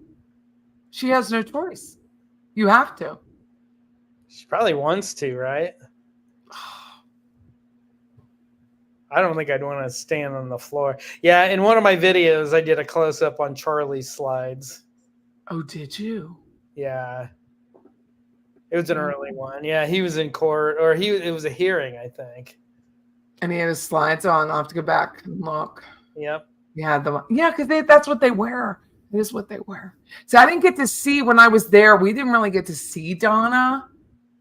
I saw her stand up and sit down, and then after that, it was like her, the chairs are heavy. And if you've noticed, in Everett's courtroom, the defendant sits in those heavy wooden chairs. When it was Wheeler's courtroom or Hankinson's courtroom in the first two cases, they were sitting in a normal office chair. But Everett has them sitting in the heavy wooden chairs. And she really has a hard time, at least she portrays like she does, moving it in, like scooting it up and scooting it out. But I'm sure with slides on, it's much harder. Yes, JD Day, slides with socks. Yeah, Charlie had socks on too that day. So Jay wants to know why Katie looks like she's been to Club Med. Well, because they have outdoor time and she can work with the horses. They have equine. They have all sorts of stuff outside at Lowell. Oh, wow. It's a privileged prison. Wow. That's why they have a beauty salon. Yep. So you can go through and the contracts for the vendors and look up how much they spend on beauty supplies. So the people that aren't going to be there for life can go to beauty school. And then they work on the other people. So that's probably why Catherine has tattooed eyebrows now, which she didn't. Oh, yeah. They're not microbladed. Like mine are microbladed. Hers are tattooed. Does Katie still have a girlfriend or the same girlfriend and all? I don't know because she hasn't. I check all the time to see if she's in confinement. So she got put in confinement because she got caught with a girl. But I don't know. She's still on that email thing where you can pay to email her. There has to have been somebody in this community that's emailed her, right? Some subscriber or I don't know. No one's fessed up yet. No one has. People have talked about it in different chats, but I mean, I cannot imagine myself trying. I thought about it. I really did. I was like, I'm going to email her. I mean, I can see it. I mean, it's something I wouldn't. I'm not a. I would just email her. I figure it's I just write it off. But I would be like, it's like $15 or something just to see if she would respond. Right. And then when she responded, is it really her? So it is not even allowed to be on those sites. They can get in trouble for being on the site. Yeah, they can get in a lot of trouble, but nothing ever happens. I think those, not that I know for sure, but kind of, those wardens just want it. I mean, they just really aren't paying attention. So true. Netflix made contact with Katie. Interesting. I hadn't heard that. So yeah. See, I had a feeling somebody out there did, and it was a creator. Huh. Well, Nap, I'm very sorry you're emotionally eating. Stop that. But you came here for some laughter at the expense of Donna and Charlie. I hope we abided. You hate the Adelsons. I get it. You've come to the right place. I have to go. I'm Catholic. I always say I'm Catholic. I have to go to confession when this is over because I really don't like them. I really don't like them. And I really don't like Dan. So I can't say I'm really glad he's gone because he's just not much. I called him white trash on Twitter and had my thing suspended for like 12 hours. Really?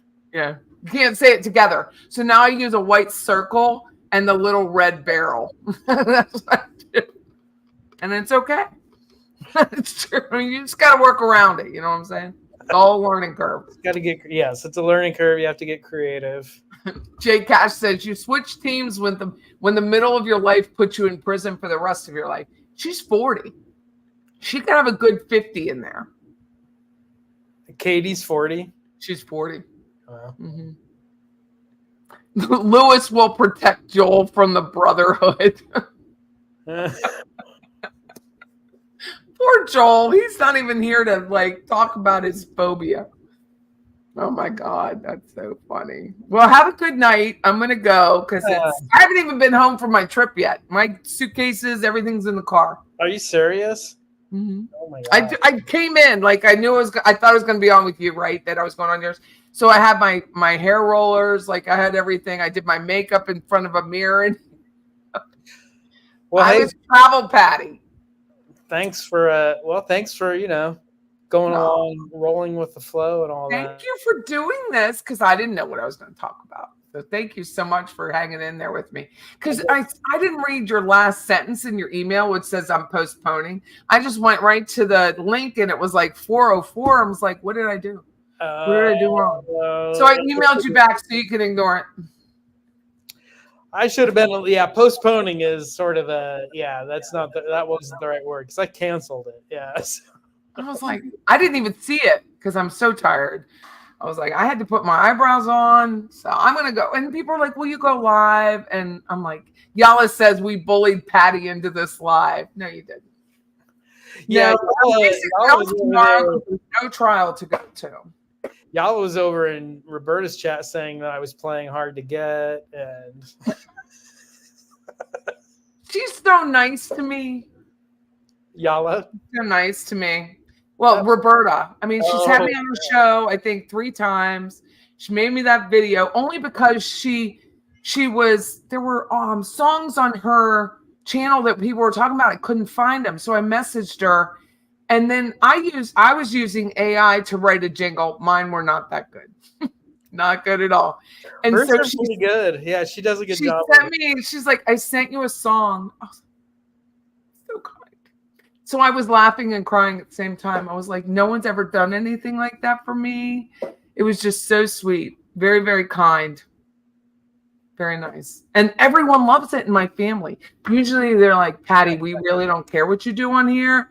You don't have to tell us about it all the time. But when I played the song, they were like, it was fantastic. It's like some Meghan Trainor thing. It's very nice. Bye, Susan. Bye. Thank you. They don't know your real name, right? No. Okay, I won't say your real name. But thank you, TSP. TSP. All right. Thank you, Pat. Take care. Very, very much. Thank you, sir. Oh, wait. Let me thank the starred people, okay? Boss Lady's a new member. Thank you so much. Jill Jane, thank you for your super sticker. I always forget this. And Rebecca Ross, thank you. How do I get a cherry? I will make sure you get a cherry. It's very funny. And then Mr. C's super sticker. Thank you. You join Rebecca to get the cherry. That's one of my emojis for my members. You don't have membership, TSP? I have membership. You do have membership? So for mine, they're called Patty Cakes or Patty Melts. Oh, no. I'm a member of I don't have membership on my channel. I'm a member of your channel. Oh, well, thank you. That's nice. But it's Patty Cake and Patty Melt. And ChatGPT thought of those. So ChatGPT is so clever. I use it for everything. I keep it open all the time. So thank you all so much. Have a great evening. Again, thank you, TSP. It was such a pleasure. Thank you very much. Thanks, everyone. Bye. See you guys. Bye.